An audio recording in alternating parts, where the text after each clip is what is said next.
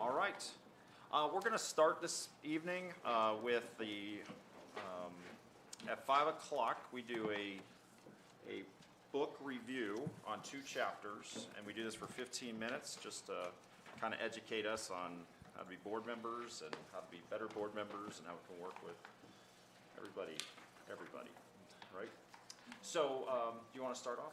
Sure. Yeah, I can. I appreciate the way that you framed that. I would say, if someone were to ask me why do we do this, it generates a discussion so that we can learn from each other about how to be better board members. The book itself isn't saying you must do this, you must do that. In fact, it gives scenarios and whatnot. So I appreciate that, Stan. So there's 2 kind of scenarios or chapters that we looked through over this last month. They're each about 3.5 pages long. And the book, again, has a tongue-in-cheek title, How Not to Be a Terrible School Board Member. And so each of the scenarios is framed as a terrible habit, they call it, right? And the terrible habit number 3 that we read for this month is attack the administration in print. And does anybody kind of remember the scenario, wants to summarize it for us real quick? Or I can, either way. Me? Yeah. Andy, we're calling on you. No, yeah, if you like. Well, the board member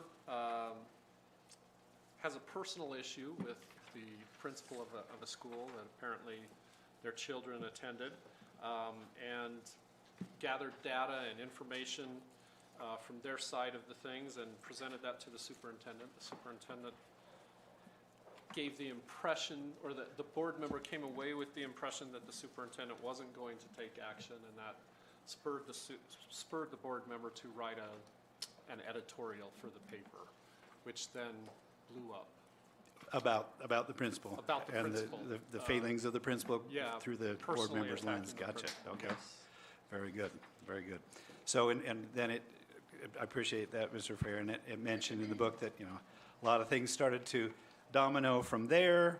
It says it's speaking to you as if you were the board member who had done that. You may have violated labor laws and exposed the district to lawsuits. Your guest editorial has turned you into a terrible school board member. Excuse me. In one simple act, you have poisoned your relationship with the superintendent. I'm not sure I'd go that far, but by acting alone and putting yourself above the board, you have damaged your relationship with your fellow board members as well. So there's a number of things that could be negative outcomes from this type of situation. And then it gave 4 scenarios. What might you have done? And the 4 were make clear in your letter that I'm writing as an individual, not as a representative of the school district. That's option 1. Option 2, instead of sending a letter to the newspaper, just post it on Facebook. Okay? We get a fair amount of that kind of thing around here. Option 3 was instead of sending a letter to the newspaper, simply email it to your allies and your allies on the board and your supporters in the community, the people who you know are going to agree with you. Get your point of view out there that way.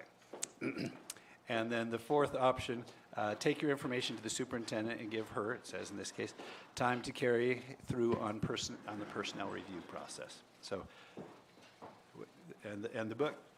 Good evening, Mr. Mang or Dr. Mangu. Good to have you here. Thanks for joining us. And the book suggests that which is the best option and why, obviously. So great. I just think it's really crucial that we remember as board members that we are not the power of one, that we are a board and we vote together. And when we present an opinion, if we're not very, very clear that we're opinionating our own judgment and we're not working for the board, I think that can get us into trouble. And I also remember my own advice that I get from my husband is don't press send until you've had at least 24 hours to really mull it over and make sure that you agree with what you've said. And that works well for me. But to go out and about, I felt like they were going beyond the rest of the board and speaking as if they were speaking for the board, but they were not. That's a good insight, and you maybe even remember, Jane, lessons learned, think hard before you press the send button. So it matches exactly with the good advice that you try to follow for yourself. I like that. The piece that, just being in your lane, what I highlighted is it's a superintendent's job to call for hiring and firing of the administrators. If you have relevant information about the administrator, you should let the superintendent know about it. The board is responsible for hiring, evaluating, and firing one person in the district, the superintendent. So stay in your lane. And personnel actions are confidential. So, Always. when you, and I guess for our board at least, I don't know if this is the case universally, but we are the final stop Right. in that. If a staff member has a personnel action taken against them and they appeal that comes to us. So we need to keep ourselves out of those interactions as much as possible, because then you may have a conflict that could preclude you from. 100%. That's the most likely scenario in which a lawsuit might come in. If you'd been involved in this prior to it being brought to you as kind of the court of last resort, so to speak, right? And then you rule on it as a member of the court of last resort, one party or the other could potentially determine that they want to successfully potentially sue the school district or you personally for your actions being involved in the wrong spot. There were some good superintendent lessons learned here for me as well. What could the superintendent have done to present this? If you're not listening, if you're giving your board member the impression that you're not paying any attention and that they need to do something else, you've done something wrong as a leader. You need to be accommodating and listen to that, and then do your best to share many of the insights that you've just shared, right? Hold off on hitting send. Here's where employment laws might overlap with this scenario, et cetera. So if I had been the superintendent in this case, I would have reflected afterward and said, I kind of blew that this was not entirely whatever board member person's fault, but partially the superintendent's fault as well. And I think each of these scenarios is kind of framed that way, right? That everybody has a role in making sure that things go well. Okay, anything else on that, or do you want to move to the next one? Okay, terrible habit number 4, one of my favorites, micromanage the superintendent. All right, does somebody want to remind us of the scenario here? Can summarize it real quick? I can do that. Yeah, would you? So this one is where the board member is going into the computer lab at the school and has done some homework and gathered some information about how we could maybe do a better job and how they could do better with what they're doing in their computer labs, changing up programs and things like that. And so by stepping in and making these wanting to make some big changes in the school itself, it's overstepping our boundaries of administration. Yeah, very, very good. I think that's a great summary. The options here. So this person, I don't know if they were a real IT expert or a self-styled IT expert, but they saw themselves as an IT expert, and so they wanted to get in and find out exactly, what hardware are you using, what software are you using.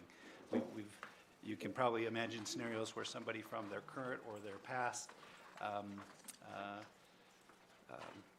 occupation feels like, I've got some real expertise in this area, and I want to come and share that. And that comes from a good place, doesn't it? I mean, I can't imagine somebody coming in and saying, hey, I'm going to mess this up based on what I know about accountancy or law enforcement or whatever. But there's again, some kind of lanes, the way that you put it, right? Stay in your lane kind of a thing. If you've got something you want to suggest, absolutely. Get with the superintendent and say, hey, I've got some ideas, and then leave that to her or him is I think, the suggestion here. There are a couple of things that I noted for myself. Oh, let me ask you this. I was interested in this. In spite of your good intentions, this is speaking to us as school board members, in spite of your good intentions and undeniable dedication, you have crossed the dreaded line from school board member to micromanager. And I was intrigued by this sentence. When you want to manage an organization by paying extreme attention to small details, you have become a micromanager. What would you say are small details? We'd probably agree that which software program is being used in a certain computer lab at a certain school might fall into the range of small details, but there are a lot of things that you, as board members, absolutely ought to have direct or primary purview over, and they're not small details. So where is that line, and maybe, I wonder your thoughts on that. I'm not saying that anything that's going on in the school district should be left to the superintendent. That's not the case. That's not the form of government that's been set up by Arizona State revised statutes, nor by our board policies. So what would be an example of something where you could say, hey, you know what, I've got some input on this? And I don't have an answer. I feel like we have input on a lot of things, and it's just how we choose to use that input, okay. Right? Like, I could still come to you maybe even about something as small as a computer program, but I'm Sure. not going to ever go to that principal or that teacher and say, this is what you need to be doing, right? Yep. Like, there's just a way in which, there might be things we're concerned about or things that come up, but there's a way in which we can handle it through talking to you that we can then resolve it without us having to micromanage anybody. Sure. And a lot of things we aren't gonna care about because we don't really have even knowledge of it in a lot of ways, right? The smaller things aren't always even in our purview, but. Fair enough. Good insight. I want to be clear as well, what we've talked about is our board procedures manual. I don't feel like I have to be the gatekeeper for everything. For instance, if there's an IT issue like this, and I think we'd all agree this particular instance represents micromanaging, but if you got a suggestion for that, you're welcome to get with our IT director directly, right? You've got his contact information and can do that. I have asked if you do that, if you can copy me on that, so just I'm aware of that, that's awesome.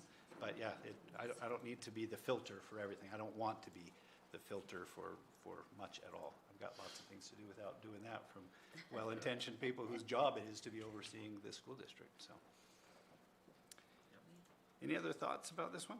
I had one thought. It's just Yeah. that I thought on the second to the last page, I'm certainly not going to read it, but there was one paragraph that outlined what our job as a board is. There's a that I lot of good thought insights there. Was extremely worth just Are we looking at the outlining same and place, keeping. Jane? I think we I'm assuming are. you're on page 22, Okay, the yeah. first full paragraph. It just basically, I highlighted the entire paragraph. That's it. That's what we do. That's what our job is.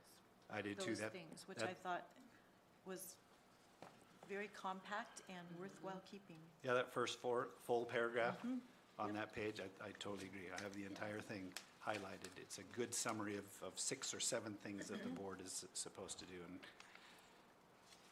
that's a good thing for us to look at. Just for the public's benefit, I won't read the entire thing either, but your job as an overseer, setting the course for the district, setting, revising policy, making major decisions about instructional programs, et cetera, et cetera, et cetera, but not, what computer program should be used in that lab in that school, or what safety protocols we have at, schools, or whatever happens to be.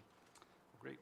And then the superintendent's lessons learned here, we're kind of going back to what Stan mentioned a few minutes ago, just helping everybody remember, what everybody's role is, or what everybody's lane is, so to speak. And I really feel like the board operations manual that we adopted, is it last month? 2 months ago? What is it? Is it March now? In January, okay, yeah. It is March, yeah, almost the end of the third quarter. Give some good guidance on that, and if we ever want to talk through, what about this situation? I'm certainly open to those conversations. I think you'll find I err on the side of welcoming and inviting board participation in things rather than saying, oh, this is mine, stay out. So that's all. All right, we have 2 minutes, so I want to make sure that we're aware that we want to start on time. If you need to take a break, we'll reconvene in about 2 minutes, so it'll be a quick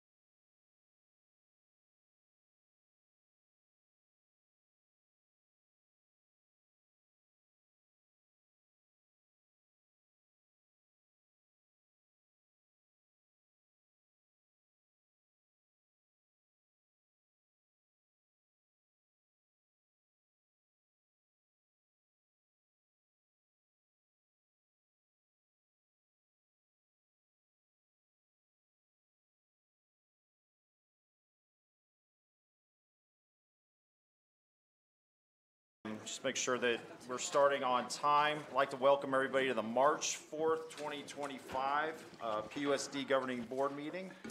We'll start with the Pledge of Allegiance. And Carly, could you lead us?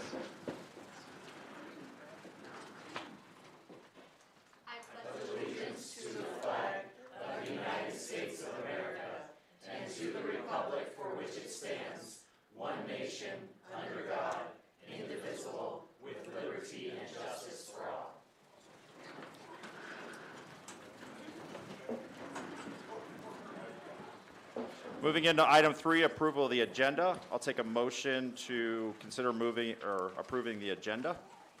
I'll make that motion. Motion, do we have a second? I'll second. Motion seconded. All in favor, say aye. Aye. Any opposed? Moving on to item 4, approval of the minutes. Consider approving the minutes from the study session, book study, and regular study and voting session meetings of February 4th, 2025. Can I get a motion? So moved. Motion, do we have a second? Second. Motion seconded. All in favor, say aye. Aye. Any opposed? Moving on to item 5. 5A, Prescott High School students Malia Harasa, Flynn finalist, and Lucy Villanueva, Flynn semifinalist, in Air Force JROTC commander. Not current. Did you just change command? No, it was last semester. Last semester. Great. All right. Thanks. Tiffany. Hi, everyone. Thank you for having us. Good evening. I would like to introduce you to 2 incredible young women tonight. They will be walking across the stage shortly here in May at Bill Shepherd Field. These ladies have demonstrated academic excellence in all 4 years of high school. They both applied for and were named semifinalists for the very prestigious Flynn Scholarship. They have taken different courses and pursued very different paths academically and extracurricularly to get to this point in their high school careers. And tonight you'll hear a bit about each of their separate and very interesting journeys and how they ended up applying for the Flynn. I think as you listen to their presentations this evening, keep in mind that there is no definitive type of student that applies for, becomes a semifinalist, a finalist, or even wins the Flynn. That's an interesting aspect of the Flynn Scholarship. Scholars emerge from area schools all across Arizona and become leaders across many different disciplines. The Flynn Scholarship is valued at more than $135,000. It covers tuition, fees, housing, and meals at one of Arizona's public universities, plus a study abroad option. Each year, about 20 top high school seniors, here's 2 of them, are chosen to learn from amazing faculty, business leaders, and civic innovators. And they end up joining a vibrant, eclectic community that also includes, obviously, a powerful alumni workforce and network. First up, I'd like to introduce you to Lucy Villanueva. She is a 4.0 student who has sought out challenging coursework, involved herself in AF JROTC, aviation tech with our MIC TED program through Yavapai College, and more. And she has obviously emerged as a very dynamic leader at Prescott High School. And I was lucky enough to have her in my Spanish 101, 102 class her sophomore year. So first up, Lucy.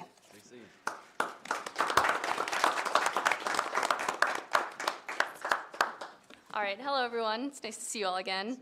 I'm Lucy Villanueva. I am a senior at Prescott High School, and I know I'm supposed to talk about my journey for the Flynn Scholarship.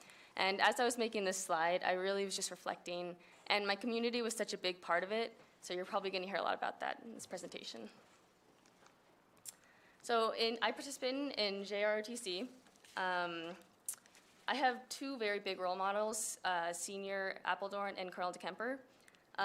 They encouraged me to go for a lot of leadership positions starting my freshman year. I acted as the flight sergeant, and then in my junior year, I was the the corps commander, where I oversaw 90+ cadets. I also got the opportunity to apply for amazing scholarships, one being the AF JROTC Flight Academy, which you'll see in a later slide.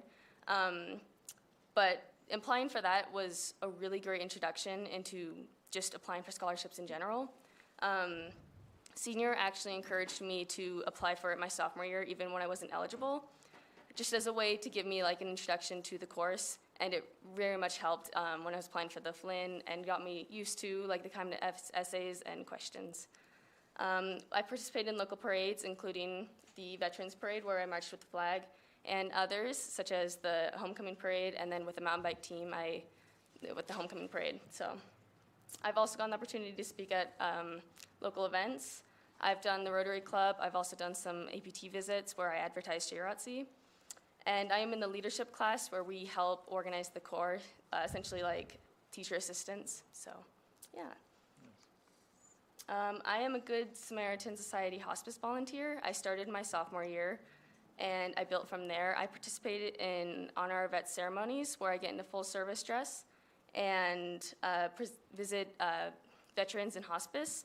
I present blankets and pins and thank them for their service. Later, I helped orchestrate an event between Good Samaritan's Hospice and the Corps, where I bought fabrics and I organized so that the cadets could come in and build the blankets that would then be donated to Good Samaritan, as they always need more blankets. I also am the recipient of the Ever Forward Award, Stanford Award, which was a really great honor. As I mentioned, I was part of the AFJROTC Flight Academy, where I was sent to Texas Southern University to fly and get my private pilot's license. It was a really great opportunity. I discovered a lot about myself, including my leadership and my love for aviation. I also received the leadership award that was presented. There was 12 of cadets total. I was the one that received the leadership. And it kind of gave me a new perspective on leadership. I didn't think I stood up that much, but I guess I did as I got it. I really encouraged my fellow peers to study for the oral, things like that, and I'm glad that they recognized it and I could see in myself, so yeah. Mountain biking is my main sport. I served as a team captain and I'm a varsity rider. I also got the opportunity to act as a PHS mentor for the Mile High mountain bike team. It's actually a really cool opportunity. I began in middle school mountain biking, and one of my coaches from the middle school team I got to help coach for when I coached for the Mile High team, so that was a really great opportunity. She was actually a pilot. She has her private pilot's license, so she helped follow me through my flight school, and she was a really great support. Senior is also a coach on the mountain bike team, so it was really great building that bond and getting familiar with it, and he really helped introduce me to high school my freshman year. I also worked in the Sacred Heart Youth Group. We got to go to a camp and like for just the weekend, and that was a really great opportunity that I've included on my Flynn application. And I was a part of the CTED aviation program where I got to take classes like ground school, air traffic control, drones, and introduction essentially to aviation. And that was a really good opportunity that I included in my application to the Flight Academy and Flynn. And it really helped discover my passion. So those are some of the main ones. Actually, 3 days before my Flynn interview, I was given the ROTC Embry-Riddle Scholarship, a full ride scholarship to Embry-Riddle. So, awesome. Thank you. Thank you. So I'm actually really excited to just stay in the community, keep on mountain biking, seeing my teachers. So, yeah, thank you.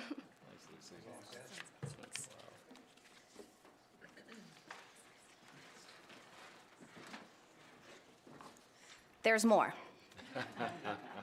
Next, I would like to introduce you to Malia Harasa.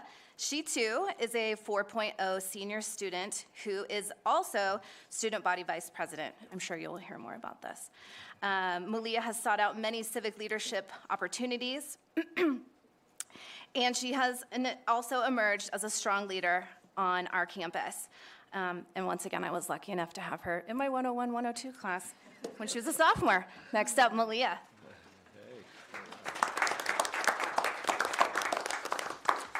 Hi, everyone. Thank you so much for having me tonight.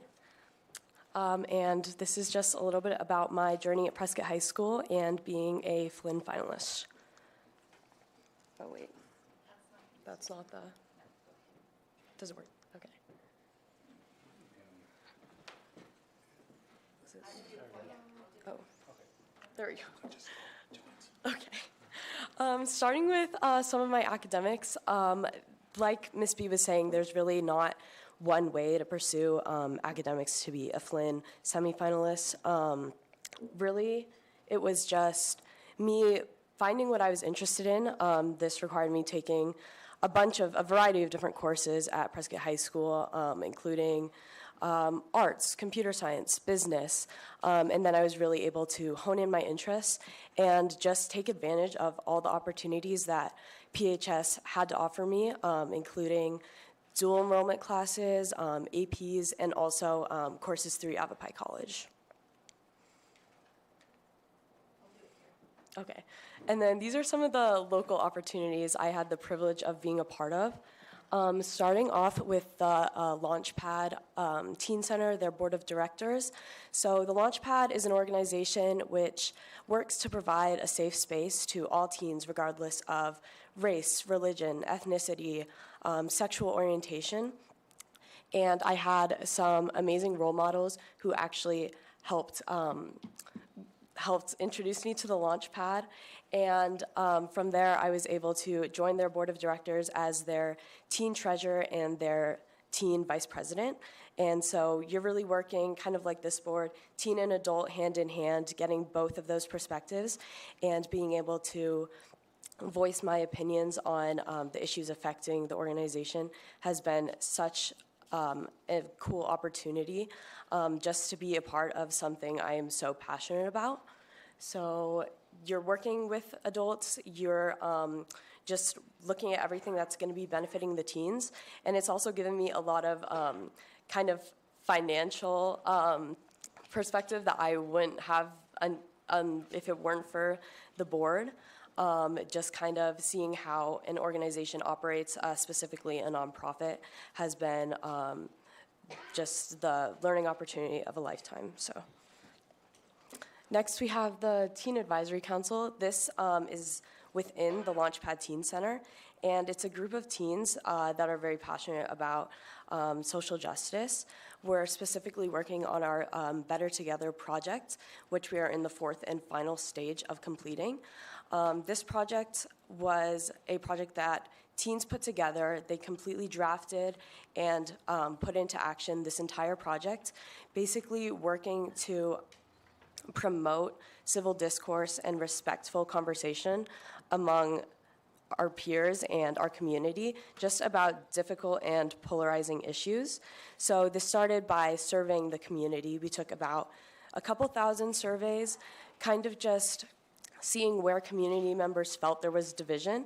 And then from that, we created a guidebook on how to have a respectful and empathetic conversation and just how we're able to work and see someone's perspective that we might not agree with and kind of put ourselves in their shoes.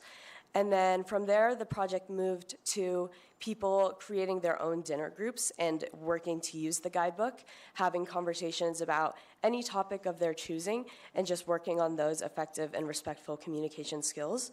The fourth and final stage of this project is the community-wide dinners. So we just had our third community-wide dinner at the UCYC camp, and we basically bring about 100 to 200 community members who sign up into a room together, put them with people they don't necessarily know, and from there they decide on a conversation topic and kind of, again, put the guidebook into practice. And it's been really amazing to watch these dinner groups grow from time to time, and we are having our fourth one at the end of this month. Interact Crutches for Africa. I had the absolute honor of being selected in 2023 to be a Rotary District 5495 Interact Ambassador to Kenya.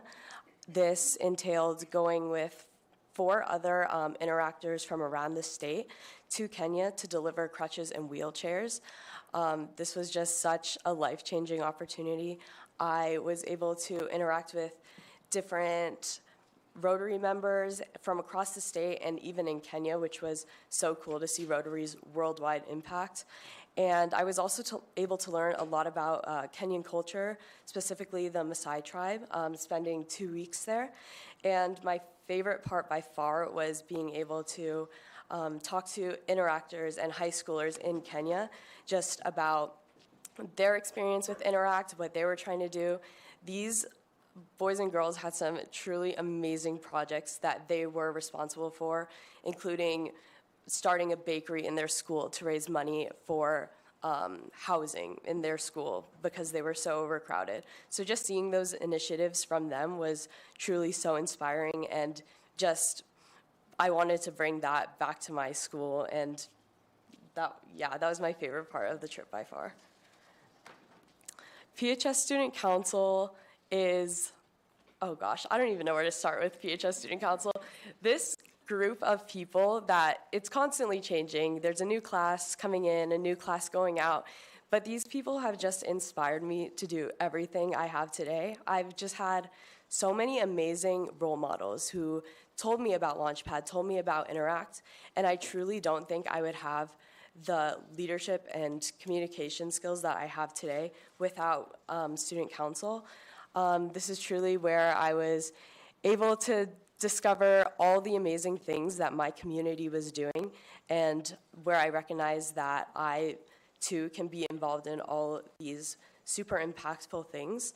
I had the honor of being able to host with my council a conference for Northern Arizona schools this year, and so that was a super great end to my senior year, I guess, but I'm so grateful to have been part of Student Council during my time at PHS. These are some of the other local activities. I played varsity volleyball. I played for 4 years and was on varsity for 2.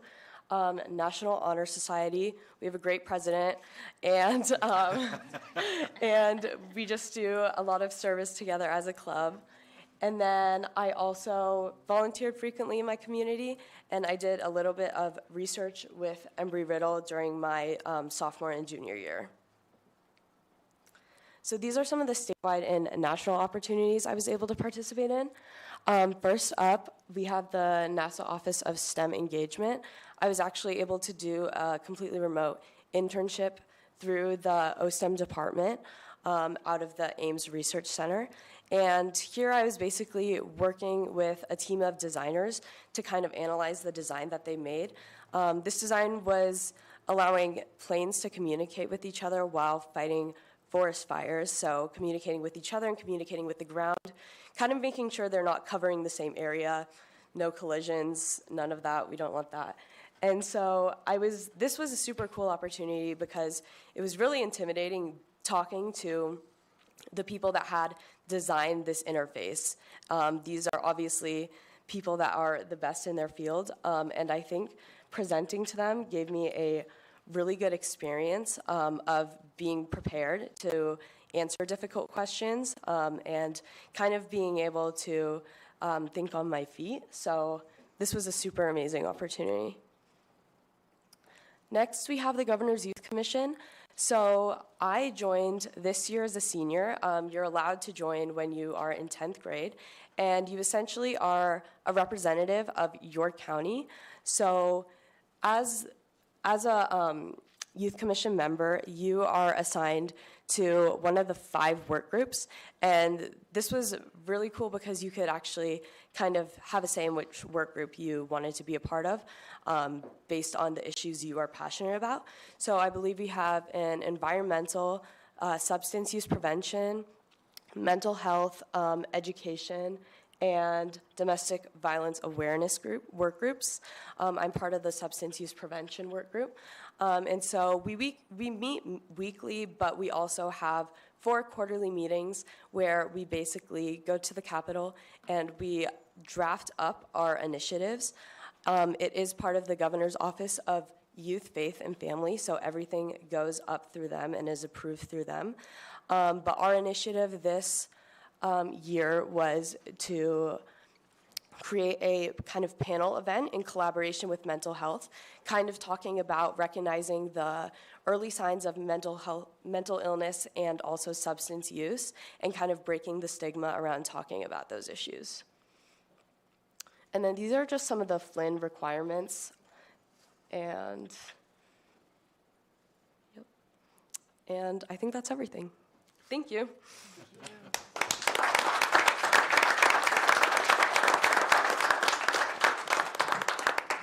So I'm in awe, and I'm imagining that you are too. Malia, when do we know? I interview on the 20th, and I don't find out till April. So the last step remains. Fingers crossed. Thanks for having us again. Do you have any questions, actually, for these yes. amazing ladies? I was Yeah. just going to make one comment, and Lucy alluded to it when you said you won a leadership award, but you didn't even realize you were in the running. I think that quality itself tells us a lot about both of how you both are leaders within your own communities and in your school and in, hopefully, in the future. So I think that's a tremendous quality that you probably both have, and that's how we grow great leaders. Yeah, and just thank you for all the leadership you do right here in Prescott and in our community. Our schools are grateful to have kids like you that lead so well. Yeah, you're amazing examples of our students. Historically, the Flynn, we actually as a school have had many Flynns throughout our time. Probably, I don't know if it's most per capita, size school throughout the state at one time. You're in great company. Jake Batzel for our 92 class actually received it, and he went on to, great things, and he teaches at Southern Methodist University now, and these are just amazing people that we already looked up as peers, and that's what you're doing to your peers, and you're destined for great things, there's no doubt. Yeah, thanks, guys. Appreciate it. Fantastic. Thank you.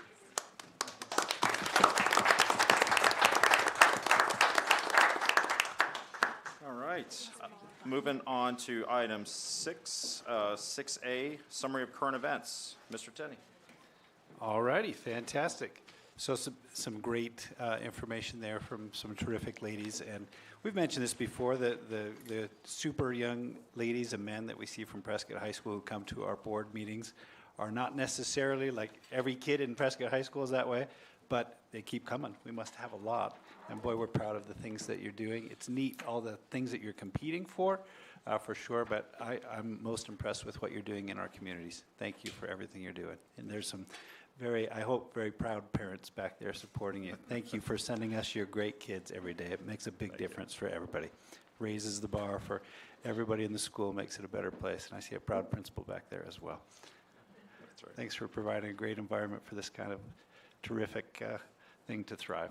Okay, just a couple of things really quick. There's a lot of great things going on in our schools at all times, and I don't want to steal too much thunder, but and maybe Carly's going to mention a couple of these things. You can have it.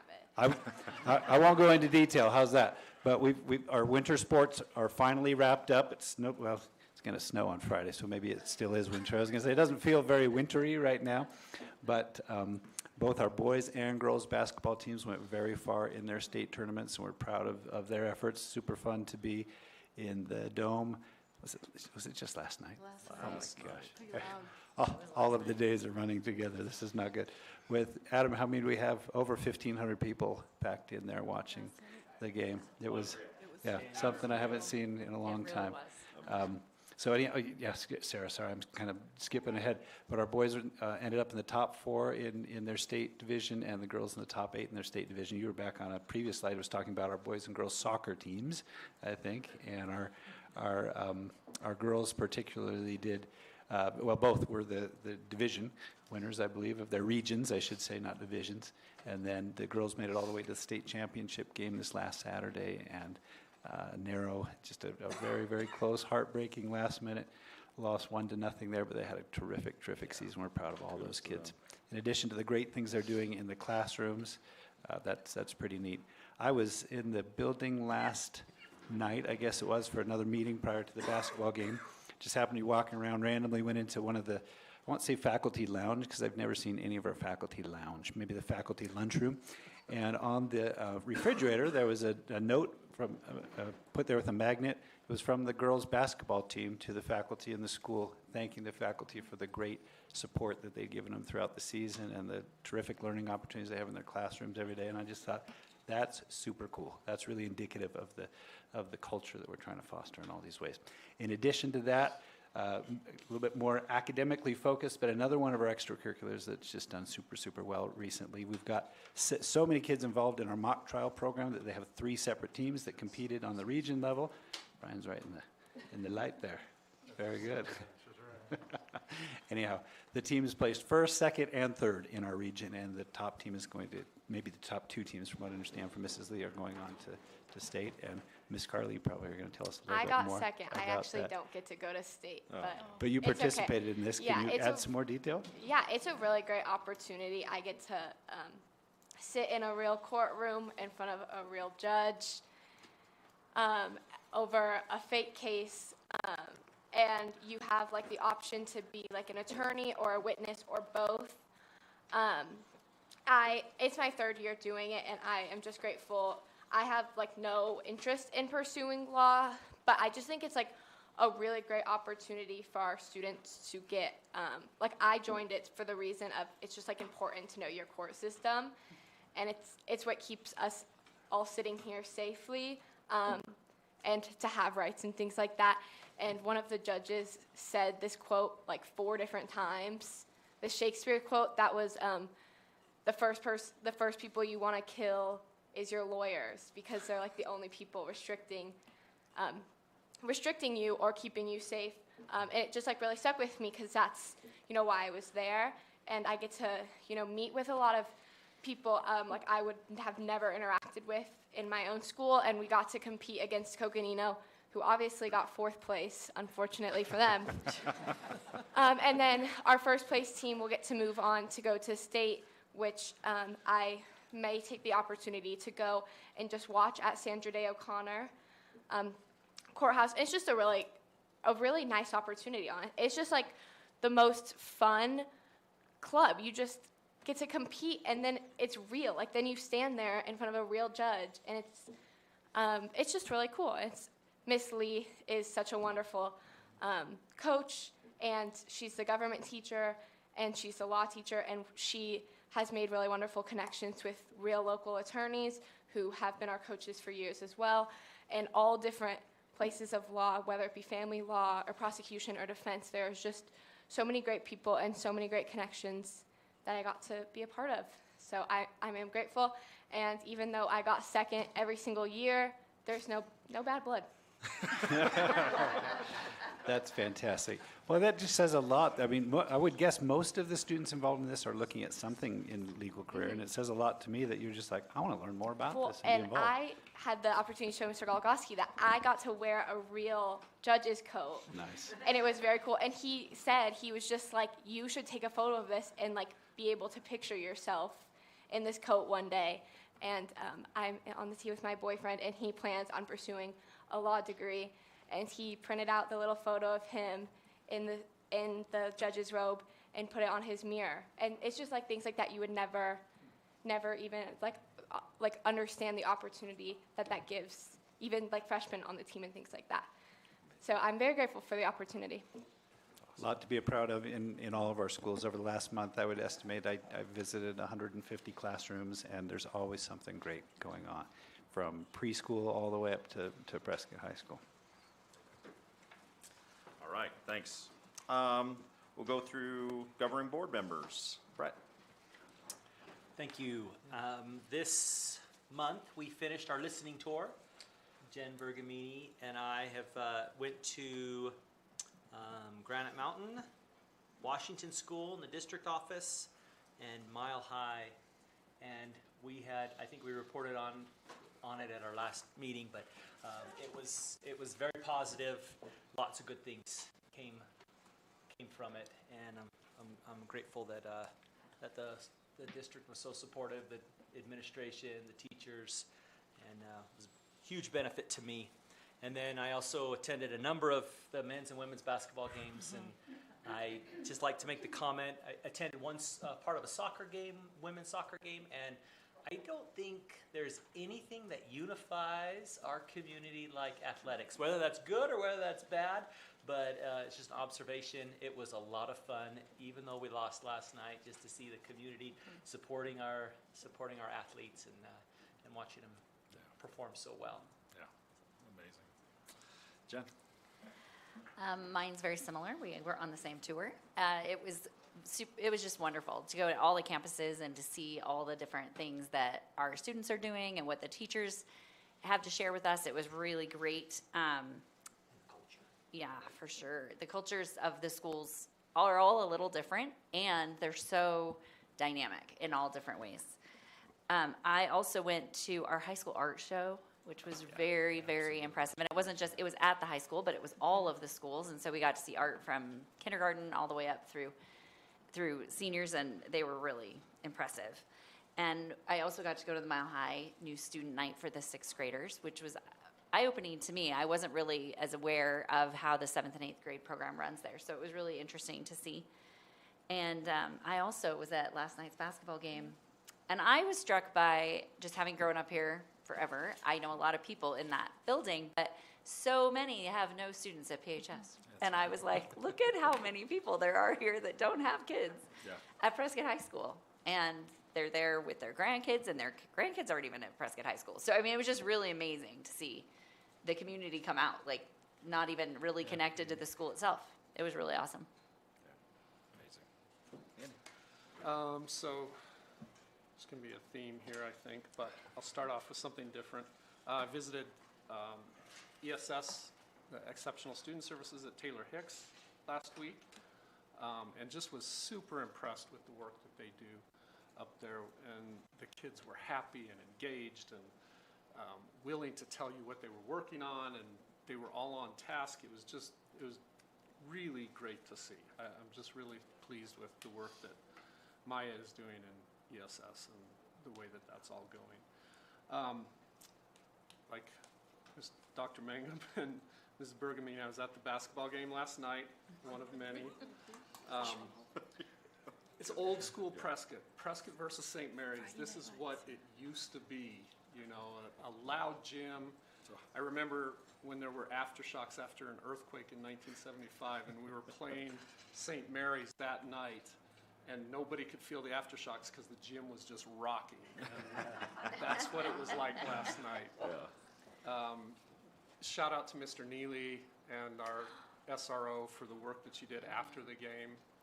Sorry you had to deal with that, but I think it was great to see the students competing with each other and the student fan sections competing with each other too. It was just a lot of fun. Girls soccer, what a great season they had. Went to one game in the quarterfinals with them and got to see them win, so I like to end my girls soccer experience with a win. The art show at the high school, I cannot say enough about how great that was. That was just amazing. And I met with Ms. Jeffries at the PHS Library. They are doing a lot of things. I don't know if this is going to steal any of your thunder. Haven't. But she's creating a student advisory board for the library at the high school. And so they are going to meet and come up with new ideas to better serve the students there. She's created reservable conference rooms. So if you have a need to use a conference room at the high school for anything, you can reserve that. There's a QR code in the library.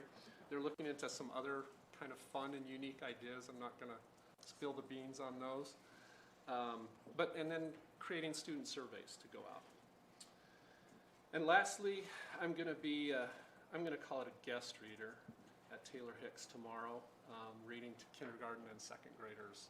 So I've got to get my grandpa hat on and learn how to read to those kids again. That'll be fun. Jane? Busy month, but I'm going to repeat a lot of stuff, so I'll go quickly. I, too, was at the basketball game last night and went home very hoarse and didn't see any of you guys, so that was good. It was crazy, crazy fun. I also went to the art show, if you have a chance to go this month at Ruth Street, it is remarkable what we're doing with kids K through 12. I think it's at Roost Street, right? Yeah. It is. Is in the this lobby. fresh So, art? absolutely. So This is these are fresh. also these are from the also- same yes, art show. yes, So these are examples of I what you'll tend see. to try to purchase some of the art each year by contacting the art teacher and saying, would you ask so-and-so if I could buy one of your pieces? And I have them hanging in my house. It's lovely. I also got to meet a lot of our parents who have kindergarten children next year. I went to the 3 open houses at the elementary schools, and I'm pleased to say there were a ton of parents at all of the schools, which makes me feel like kindergarten registration might go really well for us next year, which is awesome. I also was a guest reader yesterday at a Bayajud in kindergarten, which is right back to my roots. So it was absolutely a totally fun day for me to go back and read to little ones, because that's what I'm accustomed to. That's where I started, and that's where I finished up. So that's pretty much, a lot of it's repeat, but there you go. Awesome. It's your turn, Mr. Stan. Yeah, just want to highlight that this is the last week of reading and feeding at Lincoln. So kids are plowing through a lot of their books, and I know my boys are, and it's been a lot of fun, and also gathering food for those that need it most. We also had the Lincoln auction on the 6th and generated a lot of money. Most of it was generated through Parlor Donuts for some reason, but it was a big incentive item, but really is always a great event, but this year in particular raised a lot of money for the school. I'll be at Taylor Hicks tomorrow reading as well. And then I spoke in front of three of the Air Force JROTC classes. Very impressed, not only just with the program, but, for every class period, they do what you guys do, your report, and then you say the Pledge of Allegiance, every single class. And it's just amazing what the programs do and how they just keep everything at the forefront as they should be. Tracked a lot of the soccer progress. It's kind of neat. Most of that soccer team, the girls in particular, were part of that state runner-up flag football team. So they can't quite get over the hump, but tremendous athletes, and very proud of both those programs. Went to the basketball game tonight, and went to the one also at Gilbert last Friday when they competed. I had the opportunity to speak to the opposing team and the coaches and the parents afterwards, and they were and I asked if you've been treated well, and they said, we love coming up here. It's a great experience, not only just the weather, but just the people, and the comment about having people that don't have children that come to the games. It's unbelievable, and they just watch the game, and they're part of the community, and they're part of the school and the very fabric. I sat in front of Wayne Howe, Coach Wayne Howe. He said he hasn't been in that gym since he retired in 1992. So it brought him back out into the gym, a guy that was a big part of our youth. So that's who we saw in this 1,500 person crowd last night. Just tremendous. So thanks for bringing that. Those boys battled hard. They've been battling hard for 3 years as a team. Kelly Cordes had a stat that said Uriah Tennant, the numbers that he's scored in his career, ranks him 7th of all time in the state of Arizona. 7th of all time. Think about that, the history. We had a phenom in our midst. And, Nearly every one of those on the top 20 list, if you follow professional basketball, you'll recognize those names. Is that right? Yeah. Well, like to see where our boys go and girls. So anyway, so we're going to move on to Carly. I thought you were going to skip Did we me. leave you any meat to Well, speak about? I think so. Good. Because you missed the most important thing, which is next week is Kindness Week in Yeah. all the schools. It's just a really fun project. I have been really grateful to be a lead on. And we're bringing it district-wide, which is really scary. It was a project that it's hard to get, all the principals talking and everyone on board, but it worked. So next week we have a speaker coming one day to Prescott High School, and then the next day to all of the schools. They're going on like a little tour, and I get the chance to drive the speaker around. Nice. And it's an initiative that is just rooted in the fact that every day, you just simply do not know what your peer is going through. And it's an initiative trying to start now and lead, through the rest of the school year. So we're just working on posters and clips and note cards and sticky notes. And it's just been really fun to work on, and I'm just really excited for it to actually go, hopefully, how we plan next week. And it's really nice for me to, similar to what Ms. Robertson is saying, I get to go back to Abaya Judd and introduce the speaker there, which is where I went to school. So it's just nice to do things like that. And it's obviously for a really important message. It's kindness for yourself, kindness for others. Green is the big thing, so next Wednesday you can wear green, and hopefully everyone else will be too. And next Wednesday is also Future Freshman Night, which is just one of my favorite nights of the year. It's the upcoming generation, and it's really sentimental that as I leave, I get to, watch the others as they come in and give them tours and things like that. And then spring break happens right after that, which is the best part of the school year. So that's exciting. All right, show of hands, who has senioritis right now? Senioritis, right there. Oh, even fine. All right, gotcha. Just a little bit. Great for you. All right, thank you. Yeah, that's true. All right, item 6A3, governing board. We already did that. Item 6B, community comments shared with the governing board. Any comments, Brett? I had a number of comments. Yeah. And I just want to preface this with a couple of comments. When Dr. Nelson was speaking last time, I recognized that there probably is a challenge for community members to get their issues to this meeting, and I decided that this was a part of the agenda that I wanted to do better on. So I took notes all week long or all month long, and I will do my best. Superintendent Tenney and President Goligoski can tell me if I'm sharing things that I shouldn't be sharing, but I want to work hard on improving the trust with our community by getting their concerns to this meeting. I also recognize, with a science background, that sample size is really important, and sometimes the sample size of one is really negligible.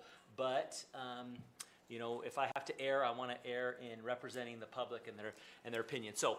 Here I go. Yeah. Sample size, and I'll try to do a better job of letting you know whether multiple people had the same concern or one person had the same concern. But something from an email I got a couple of months ago that I failed to bring to this meeting was a concern. It was actually Dr. Nelson again who was concerned about Good Friday having school and changing that holiday to the Monday afterwards. And I think one of his concerns is that we were creating a new holiday, and that was a concern for him.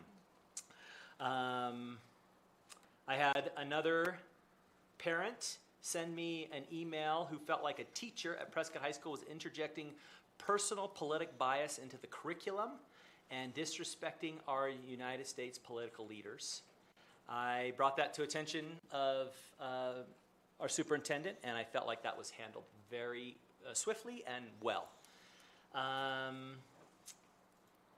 Quote from, I'll try to use quotes when I can and I think they're applicable.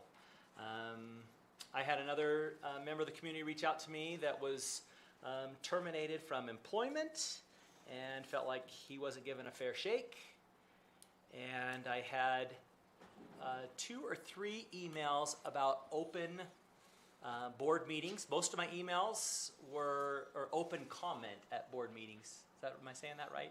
That's open call to the public. Is that the word I'm looking for? Who felt like we talked about this last meeting, but there was a lot of reiteration of the same things. The boards around us have an open call to the public, and they are more interested in that. I also had a couple of comments from community members that were the opposite. One very prominent member of our community who served on the city council said, don't be distracted from the issues, make the kids first. It's not the public's meeting. And the point was made that we as board members can't put something on the agenda without going through the proper channel, getting 2 people, submitting it to the president, and why would a community member be able to bring something up that's not agendized and speak about it without going through the same process I would have to go through. I thought that was interesting. And I had one email about the billboards and the signs They were concerned that the money, and they were also concerned about an individual on there that was a member of a certain political party that they didn't agree with. And so I took the time to respond to that community member, and I think she felt listened to and heard, and I was able to share my point of view. And I think, 4-day school came up twice today in the dental office. Nice. One was a Humboldt parent who said they would like to move their children to Prescott Unified School District if we went to a four-day school, which I thought that was interesting. And I had another community member say that they were worried about a start time. If we went to 4 days, that would our kids be getting enough sleep, that they would recommend an 8:30 start time and a later end time. And that concludes my public comment section. Nicely done. All right, Jeff? I think I just received all the same things, Brett.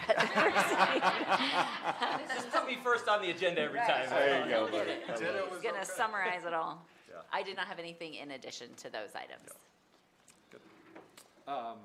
Similar, quite a bit of interest in the outcome of the 4-day schedule discussion, both positive and negative, that I've heard from people. So I think my response is basically we are seeking more information from the community and from the teachers and staff, and so we will wait before stating anything until that is done. Had a question about how do we respond when people attack PUSD, and I think it's something for all of us to think about. How do we respond? And all I go back to is let's look at the students that come and speak at our meetings and what they are bringing to our community, what our teachers are doing in the classroom every day, and come visit the schools with me. Come to a school board meeting. Come and see what we do. So that's my response, and that's it. Jane? Pretty much the same. I had one email about how do we deal with misinformation or inaccuracies about what's going on in the schools. And my response was, come to the school board meetings, visit the schools, try to find out from another source what's going on. Can I build off of that? What's that? I just want to build off of that because it kind of reminded me of Dr. Mangup's, but it goes with all of them. Is I get I'm not the community member person, but I get a lot of people from the community who constantly ask me about what they say about politics, and especially because of election year and things like that. And I had the really unique opportunity to take AP Government as a junior, and now I TA for the class.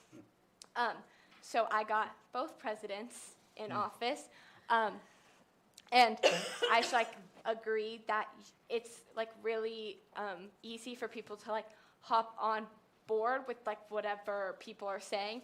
But I never once had a poor experience with our government teacher or any teacher for that matter with their political standpoint. And I obviously have had the opportunity to see both party sides and whatnot. And the entire premise, I would say, that I was taught, and I did pretty good on the AP exam, so was to learn for yourself. It's just to question things. And I think sometimes it's really easy for someone to go home and say this one really small segment of what a parent said or of what a teacher said, and the parent can hop on board to the negative feedback that is spiraling nationwide, not even just within the community. And I am grateful that I have never experienced any of that from any teacher or any political party. Great. And I just wanted to add that. Thanks, Thank Karen. you. Great comment. I had several meetings with a concerned parent who's very supportive of PUSD, but just some things that were happening to some of their kids. We actually convened, and the administration did an amazing job convening principals and leaders from every level of our school district, and she felt heard. We have action steps. I think it really went a long way, and it was a quick reaction. So again, there's kind of a theme with that too.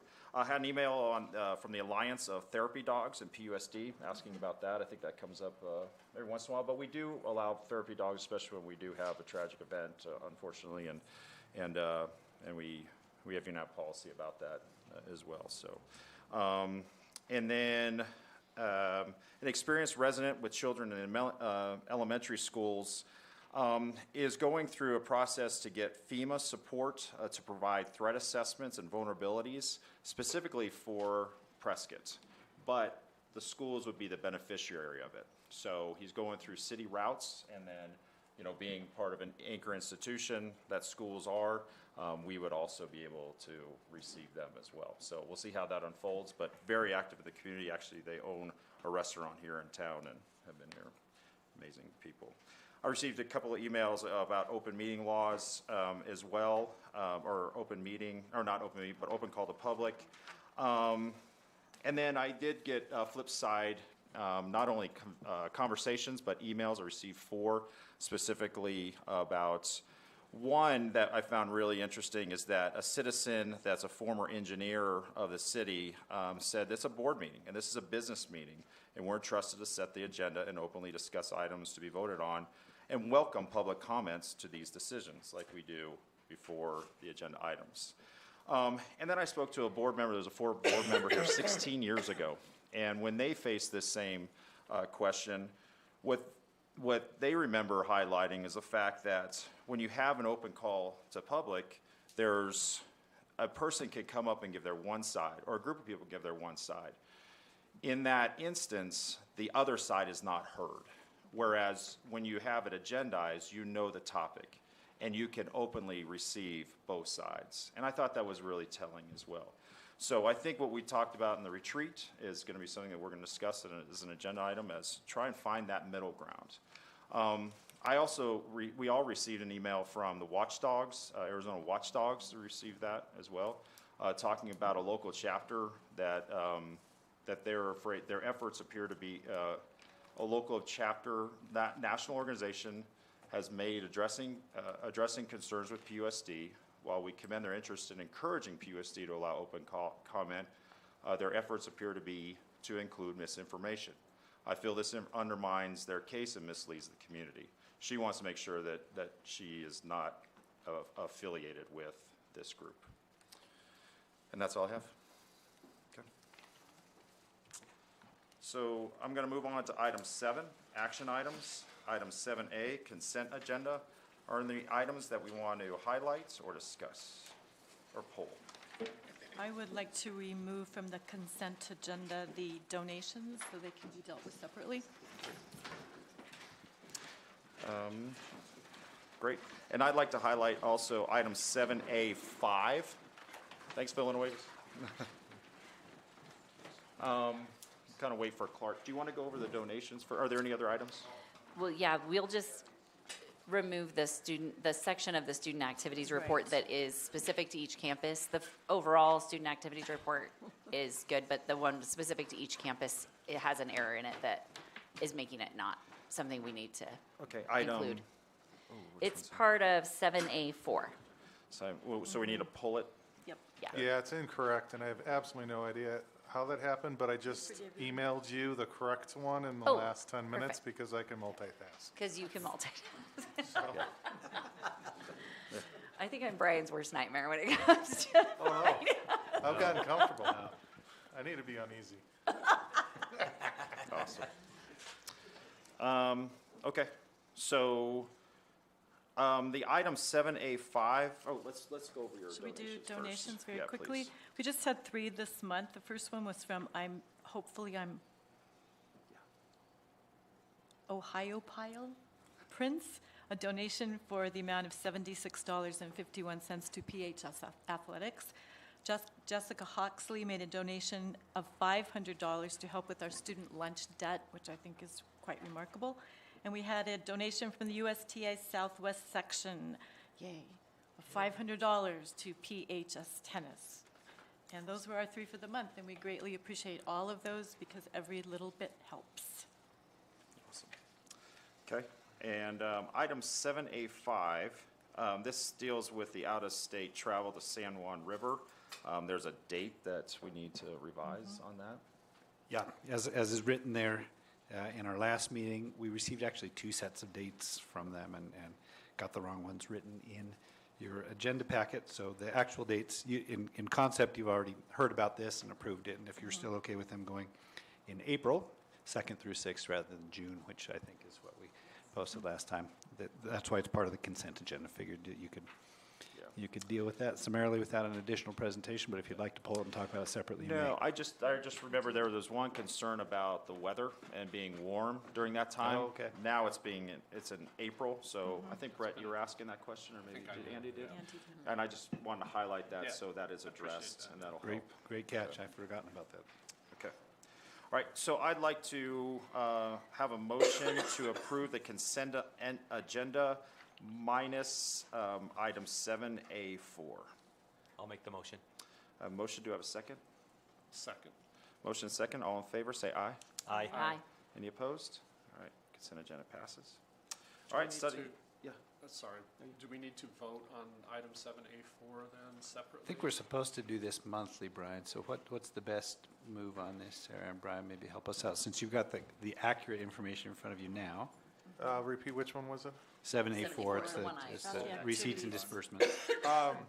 The 7A4, the disbursement, the one that I do as colored is not a requirement, so it's Okay. really extra information, because the requirements is not a report that is readable. So, so with that being, So did the board have the required report? yes. Okay, so maybe we can ask you to vote on that piece, but you're exactly right. It's so detailed and so small and difficult that the board in the past has asked you to provide kind of a summary report with color coding and whatnot, Correct. make it more readable. Yeah. And you're saying there was a clerical error. Oh, it was all wrong. Oh, okay. There were I'm 100 surprised I clerical didn't have the errors. right district. Gotcha. It was that wrong. Wow, that's pretty wrong. That's pretty wrong. So, So it's that audit, Brian. Yeah, so what'll, well, we'll find out. maybe the motion then could be something along these lines. You tell me what you think, President Galgoski, to accept approve the Student Activities Fund receipts and disbursements minus the monthly summary as otherwise presented. Something like that? And I'll include that in the next month, so we'll have 2 months, so that anyone who reads this online and really wanted to see it can see it next month as well. Okay. So I'll take a motion to consider approving the Student Activities Fund Statement of Receipts and Disbursements for FY '25, March minus the monthly summary. So moved. Oh, I'll second. All right, motion and seconded. All in favor, say aye. Aye. Any opposed? All right, so that passes well. Okay, moving on to item 7B, study and voting session. Do we have any, we did have a call to the public, and then they decided not to. So decided to go a different route. Okay. All right, moving on to item 7B1, consider approving the out-of-country travel request for Mr. Robert Ernst, German and English teacher at PHS for Prescott AZ's sister city foreign exchange to Zeitz, Germany from May 30th to June 14th, 2025. Mr. Neely. All right, we'll make sure we get the dates right this time. I apologize for that. There was a moment of, that's why I had a hard time answering that question at that time. That said, we get to talk today about a really neat program, which is our Sister City Exchange to Zeitz, Germany. This will be the 7th time it's happened, though there was a gap in, for obvious reasons, of why that didn't go down for a bit. But they've been back at it for multiple years now. It's a wonderful experience, according to our kids. Every time they come back excited about what they've learned about Germany. Going May 30th through June 14th. We have 7 students planned to attend. We have 3 chaperones at the moment going with Mrs. Guerrero, Mr. Ernst, and Mr. Predmore, who actually has really taken to this trip. And so he's become actually the president of the Prescott Zeitz Sister City Committee. Yeah, he's really excited about it. He loves his trip, and it's not just about the Autobahn. He's our auto shop teacher. So, from a cost standpoint, this is a really neat program. Round trip is $1,700, but when you look at the funding sources, they immediately go through, and the sister city organization fundraises and takes care of some of that. Tax credit donations can go towards this. The German club does their part, and then after all is said and done, whatever is left over would be the cost for the student to attend this trip. So it is really minimal for a really special experience. And whatever it's worth, they're there for quite a while. They stay with families, and they get to spend time, and then whatever it's worth, we also have those kids from Zeitz Germany come see us during the school year. So it's a really special experience. They do all things from language skills to experiencing German culture in multiple ways and being ambassadors of Prescott. So, can I provide any information for you guys? So I'm seeing that in the fall, 6 students from Zeitz will be here. Will 6 students, separate students, be also at Bradshaw, or are we taking those 6 students to? I don't believe that the Bradshaw group is going to be able to participate this year. Last year it was a mixed group. Mr. Ernst said that they had some trouble making that happen again this year, and we are going to stay the course and do our part with it because we are just so proud of the experience for our kids. Okay. Great. Any other questions for Mr. Neely? All right. I'll take a motion to approve an out-of-state travel request from Mr. Robert Ernst, German and English teacher at PHS, for the Prescott Zeitz Sister City Foreign Exchange to Zeitz, Germany from May 30th to June 14th, 2025. So moved. Motion, do we have a second? I'll second. Motion second. All in favor, say aye. Aye. Aye. Any opposed? All right. Thanks. Thank you very Appreciate much, it. you guys. All right. Thanks. See you later. All right, item 7B2, consider approving the 2025-26 budget package based on the enrollment projections, increases, decreases, and salary increase options as outlined in attachment fiscal year 26 proposed budget package. Mr. Moore. All right, so Clark and I are going to team this, in which I'm going to kind of go over what we've analyzed as our increased cost and our either decreased cost, thus more revenue for next year, or even just new revenue. And that's really the left-hand side. And thank you so much for being part of the meetings last week and getting a preview of this. And so really, on the left-hand side, always our biggest increase for the school district is our medical and insurance increase, in which this year with Kairos, we would be looking at a 5% increase, which is a little over $200,000. Minimum wage is always going to be something that, Almost there. Board Board members will have it in front of them. Yep. That's okay. They're for the public as well, so, I will pause. in case they didn't print off the packet. Yes. So medical insurance, and then we'll wait.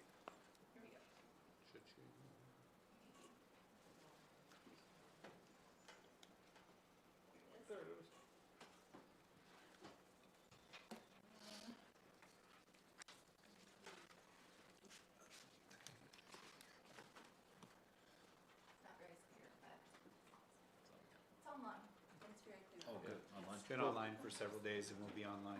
And we'll make sure that we say the numbers so anyone viewing online or in the audience can hear it as well. So a 5% increase to medical insurance is about $210,000 based upon those employees have chosen to be part of our medical insurance, which we do not charge our employees for any of that. It is 100% of the district's employer-related expenses. Minimum wage will continue to be something that we will have to atone for, and in this case, we have our contract service with custodial. SSC does a minimum wage adjustment and also a CPI adjustment, and that's just a tad over $32,000. APS increased their rates, which was analyzed to be 10 to 18% increase for the district. What we're showing up here is a 10%. It's the best probably end results, and then if it is more than 10%, we'll use one-time money to make up the difference and have to budget for that increase in next year, budget time at this time. The trust, that's our liability and workers' comp insurance. It's the trust and also the alliances of workers' comp. And this year, after the trust analyzed its pool and the district's claims and worker comp claims, Our bill this year was up to $100,000. So we used one-time money to cover that increase because it wasn't expected, and now we have to budget for it next year. When it comes to the good news in this is on the left-hand side is the increased revenue. Inflation, it's good news, but it's also not so great news because in 2015, the legislators, it was decided they have to give 2% or the cost, 2% or inflation, which is ever's lower. So if inflation is 8.6% or 8.4%, like it was a couple years ago, we got 2%. If inflation's 1.1%, as it hopefully will be in the future, we'll get 1.1%. So 2% would bring in about $507,000 more to the district based on current enrollment.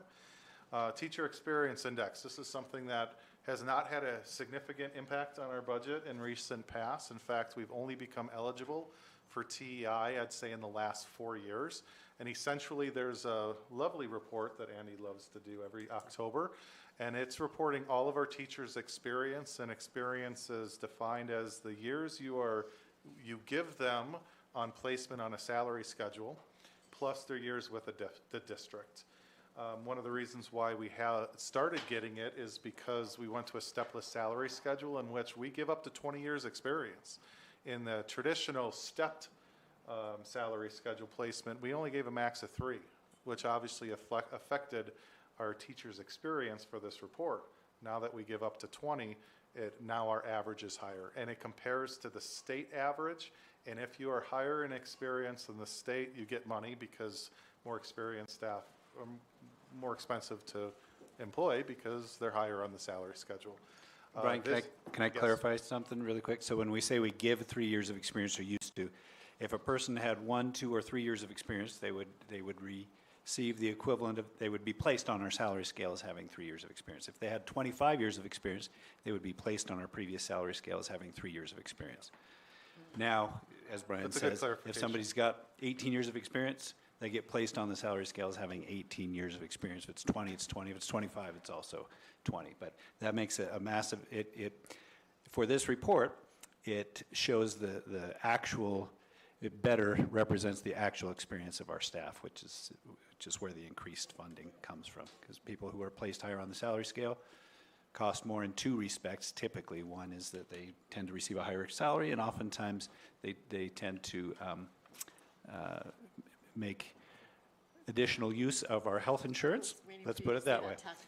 And that has an impact on our health insurance rates. And so the legislature years ago, one of the nice things they've done for schools is recognize that if you got more experienced teachers, they're going to be more expensive. It's better for kids, and we'll give you a little extra money for that. So, sorry.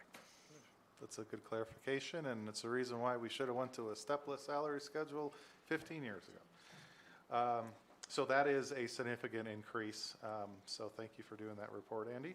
Arizona State Retirement System, only the second time, and I don't even know. Forever. That is actually going down and will save us about $56,000. There is something that our new special ed director is bringing to the district that previous special ed directors did not take the opportunity to apply for. And there is a federal and state procedure in which you can show a child that has special needs that may be an increased cost to the district. A student who needs a one-on-one paraprofessional to assist them with their education through the day, which exceeds the funding that we get, in some cases significantly. And so there is the opportunity to get reimbursement for what's called a high-cost child reimbursement. And so we have not done that in the past, and so if we do that regularly, because we do have those students, we think we can capitalize on about $80,000 a year, which is budgetable because it is ongoing, and so it adds to the good column part of increased revenue. We did have a decrease of enrollments, about 92 head counts from the last year, end of the year, to where we are now. We have in the past budgeted flat and then really used our efficiencies to just kind of atone for that. And then we would have increased enrollment throughout the year, and we were kind of pretty much level. But we decided that it was necessary to have a decrease of enrollment to have a reflection of about half the students. So if we do not have those other half come back next year, we may have to have a minus 45 in next year's budget as well. So those are the fixed decreases and increases of revenue. And Clark will go over the middle. And these are our recommendations to the governing board for next year. Great. Appreciate that, Brian. So yeah, like you said, those are the ones we don't have a lot of control over. Some of them are projections based on our experience and trends that we've seen in the past, but those are, APS is going up. That's not something we're asking for your opinion on. It's just, there it is. But it becomes part of the overall budget. The other thing I want to clarify for everybody is, and board members are aware of this, these things in these cells represent just two things. First of all, this is a conceptual budget that we're asking you to consider and potentially approve tonight. If you do approve it as is, we're ready to hand out contracts to people here as early as tomorrow, I think, in some cases, right?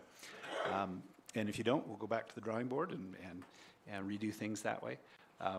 And then the official budget will be based on what we learned from the legislature, et cetera, over the course of their legislative session in June and July.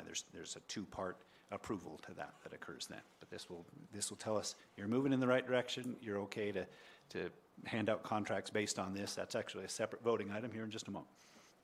All right, to the middle part here, and the other piece that I was going to mention, sorry, there are thousands, literally, of things in our budget. The 40 or so things up here are the recommended changes. The either not recommended, it's happening, whether we like it or not. On the left side in the middle column, recommended changes to be able to account for the financial realities we have and potentially give our staff a raise. And you can see right at the top of the center column, so these are recommendations. We are asking for your input and thoughts and opinion and hopefully affirmative vote on.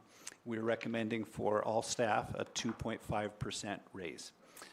We've had philosophical discussions in the past with previous boards and with you in your individual meetings about what it means. There's different ways that you could do that. You could say, yep, we're going to give more to bus drivers and less to teachers, or more to teachers and less to nurses. There's lots of different ways to do it, but we're recommending that it be the same across the board for everyone. You can see how that breaks down in terms of the total amount.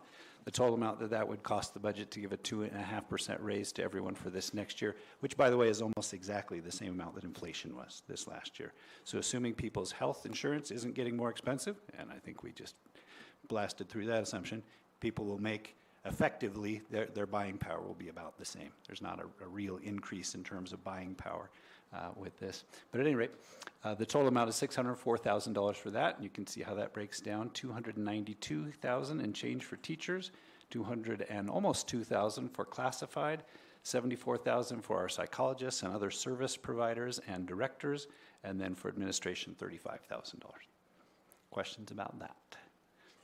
Okay, super. The middle part of that middle section are some increases that we're recommending to the budget, in addition to raises for everybody. Some additional, for the most part, it's adding of staff in certain areas, and it's mostly special education related. As you can see, the first line is we're recommending an addition of another paraprofessional to work with our special education department based on projections of our needs for student supports there, $40,000.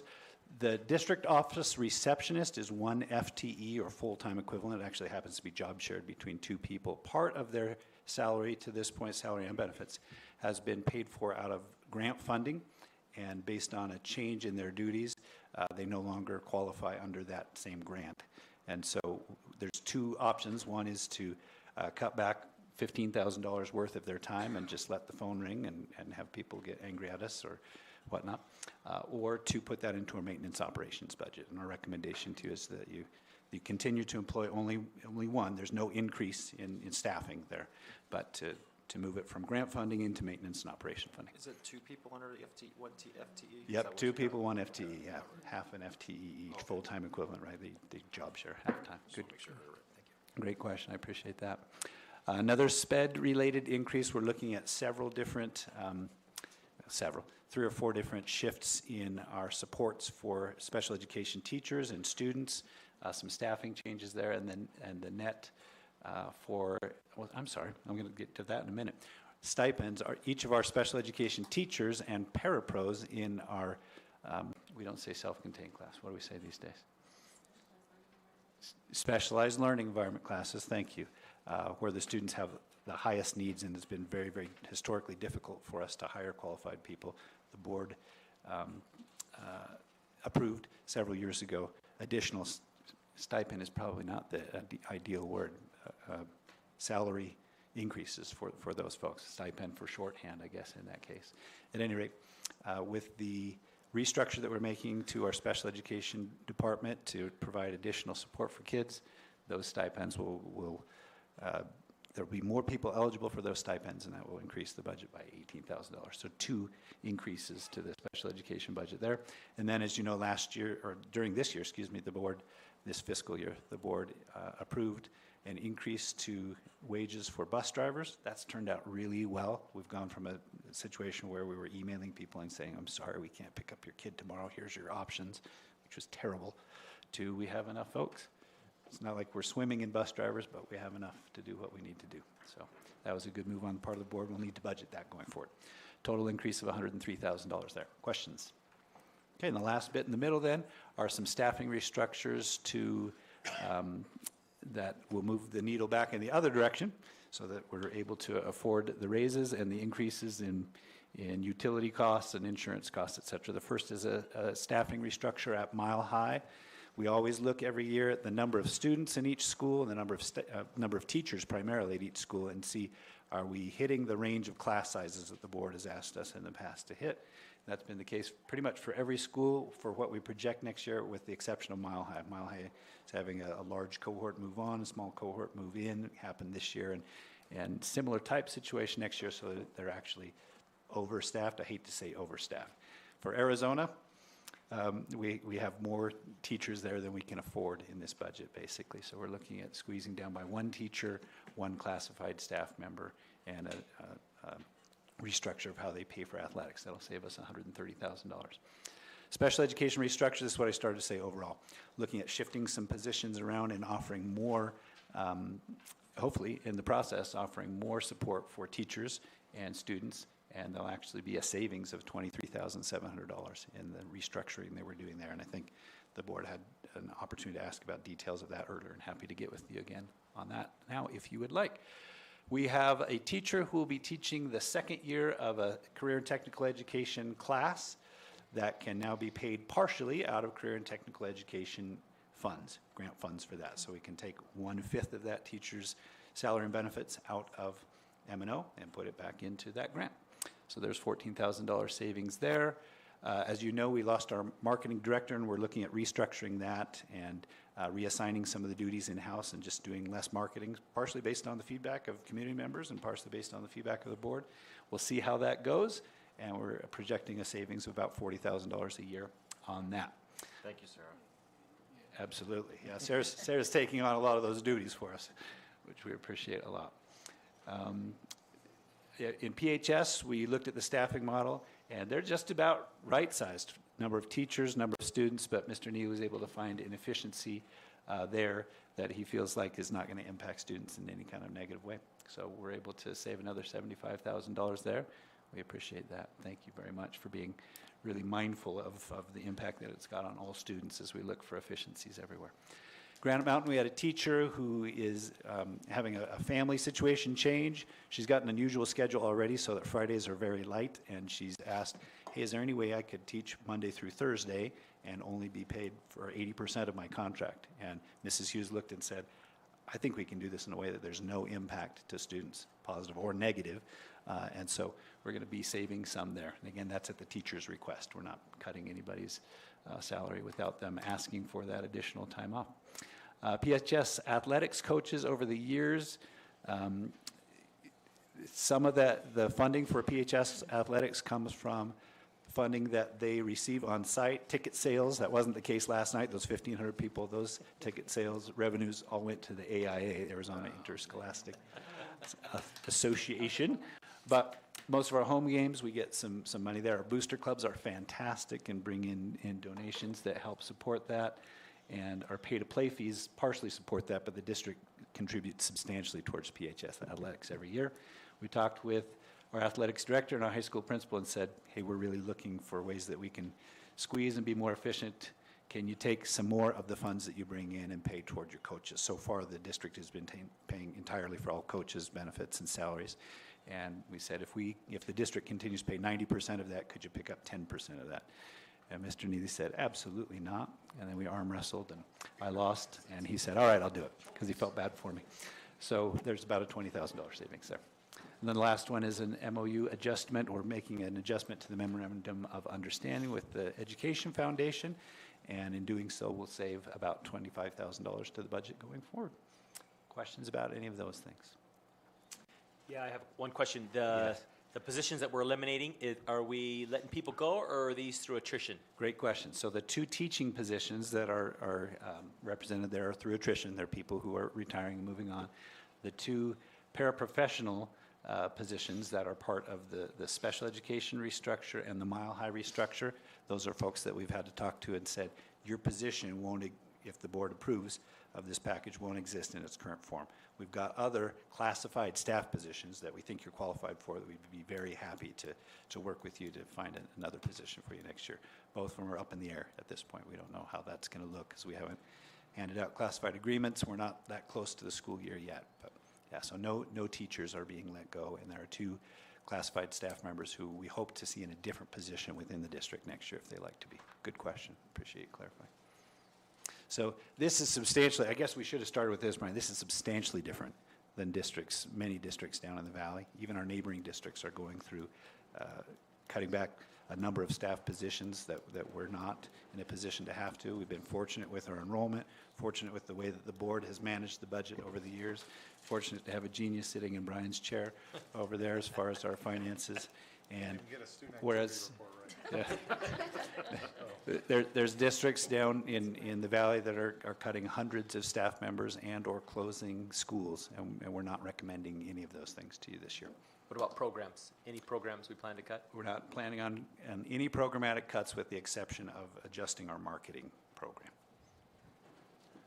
I do know that I've heard a neighboring district that is having a 20% increase in insurance costs next year, 20.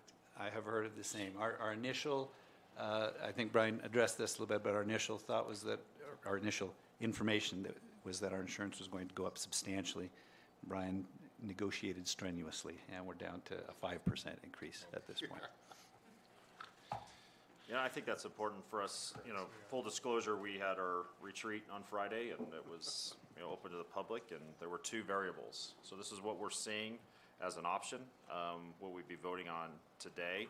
But the potential for, we said that we are shopping around for insurance. That could decrease, which would put us more in the positive. And then also, So that still is an option. it is. Yep. We met Information with, on that is pending, but Okay. we put it out to 3 specific other carriers. Our current carriers, I'd say most leading competitor, got us underwritten and actually quite favorably to the district, but it's a different insurance. It's not United, so it's a big decision. This is the default plan, and if it does change, it might change this a little bit, but for the better.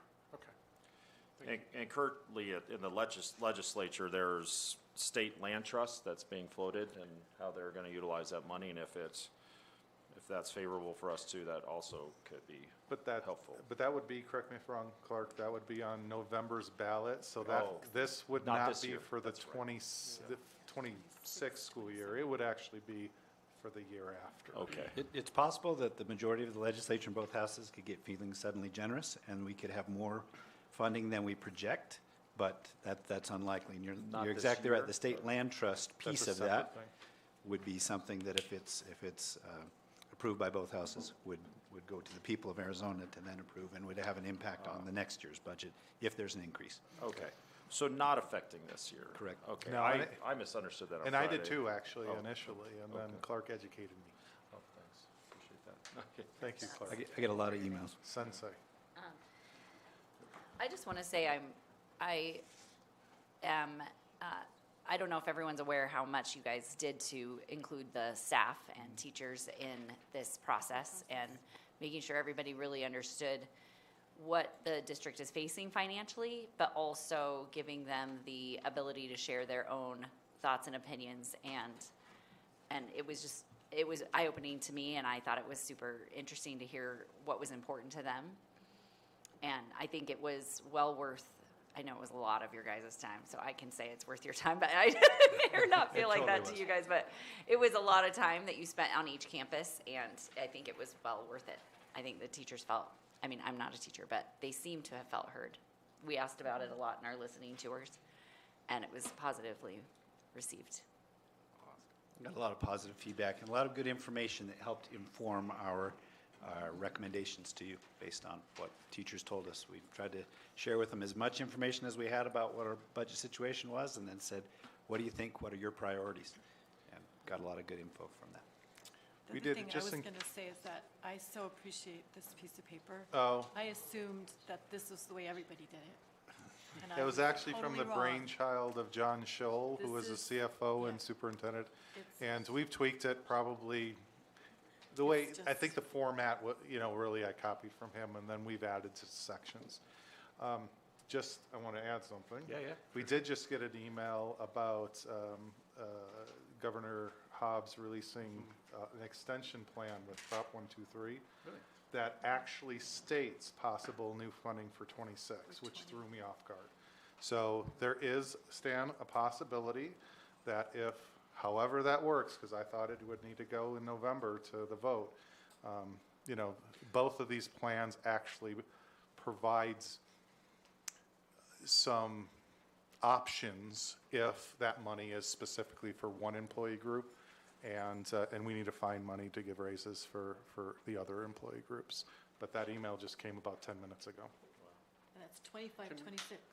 It says fiscal year 26, Okay. which is next Okay, year, right. and it totally confuses me, Okay. but we'll find Can out. we, oh, I'm sorry, can we scroll over so that everybody Yeah. can see kind of the bottom line where we're, this is what the difference is gonna be for us on a Brian, you want almost $40 million budget. Yes. We're only 24,000 off or lower, which is, We'd have to eat into our reserves that much in order Yeah. to make this work if you approve it. If you say, you know what, we don't want to eat $1 into any reserves that we have, and our reserves are not substantial.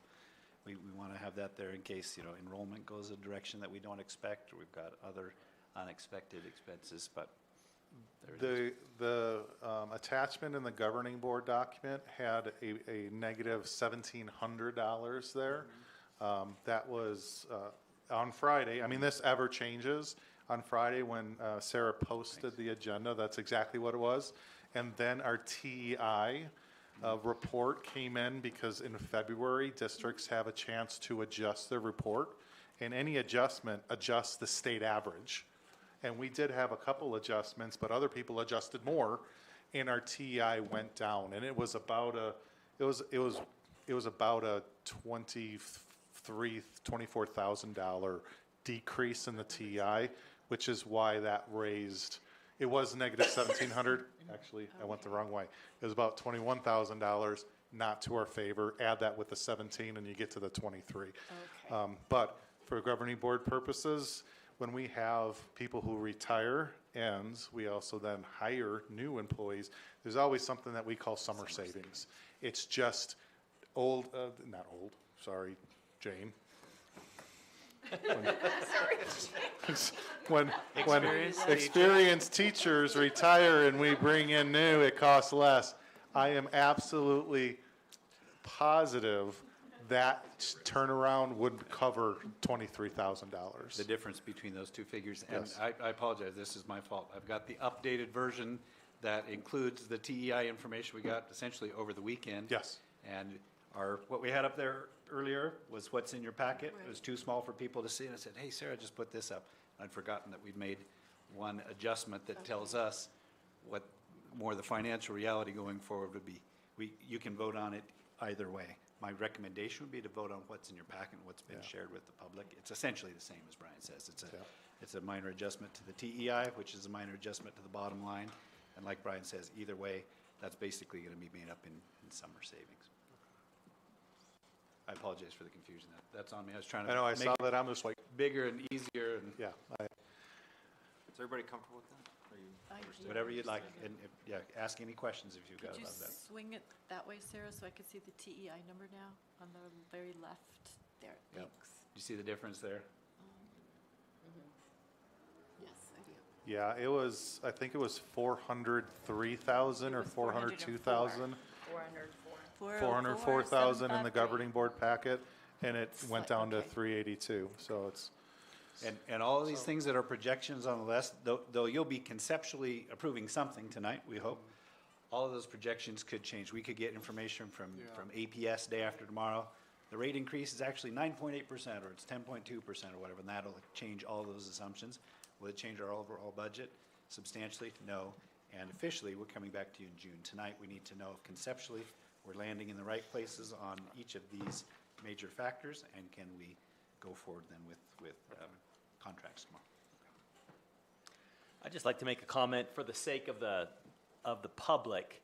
We are, I think most of us know this, and some of the public might not, but we are one of the lowest funded school districts in the state, in a state that is one of the lowest funded states in the United States. And I just want to commend the staff who've done such a great job putting this together. And you know, I spent a lot of my military career in the Navy, but I was attached to the Marines. And the Marines were very good at doing things on a shoestring, and it kind of became a badge of courage. I hope we can increase our funding sources. I hope the public can reach out to their state representatives and let them know that we're not satisfied being one of the lowest funded, but well done, great job, and I'm proud to be a part of this district. me too. So, thank you. Nice feedback. Ditto. Okay. All right, so with that, I'll take a motion to approve the 2025-26 budget package based on the enrollment projections, increases, decreases, and salary increase options as outlined in the attachment fiscal year 26 proposed budget package. I'll make that motion. Motion, do we have a second? Second. Motion seconded, all in favor say aye. Aye. Any opposed? Carly, did you vote? No. I liked what he said. I wanted to tell him. Oh, that's awesome. I see you up here someday or something. Awesome. All right. Item 7B3, consider approving the issuance of contracts and agreements to eligible PUSD staff members for the 2025-26 school year. Mr. Bidner. All right, thank you. Yeah, so now that the proposed budget has been approved, you see that we have the budget for a 2.5% salary increase to all our staff. What we're asking for now is to let us issue those contracts. This is the time of year when not only PUSD, but all districts around the state are competing over the same staff that are out there, and so we want to issue our contracts as soon as possible. We do have some statutes that limit when we can issue those. We're hoping to issue contracts to some certified staff as early as tomorrow, and then to teachers on March 24th. That's the earliest we can do it with the new statute. But so the contracts are included in the board packet, along with a list that shows our current employees that would be receiving a contract as of, like I said, over the next couple weeks, basically. So any questions on the contract or the list? I had one quick question. I Yeah. think I know the answer. Do counselors partake of 301 money? Counselors, we have a couple different types of counselors, but the majority of our school counselors do receive 301 Okay. money. And that's what I wondered. Yeah. All right. Any questions? Any other questions? They actually, just to clarify, I don't think receive from the 301 fund itself, but they receive the exact equivalent of that from our maintenance and operations From fund, M&O. to make it so that somebody who's thinking of moving from the teaching profession to counseling or to something similar doesn't have a financial disincentive in our district for doing so. Got it. Thank you. It used to be that they weren't eligible for 301 money Right.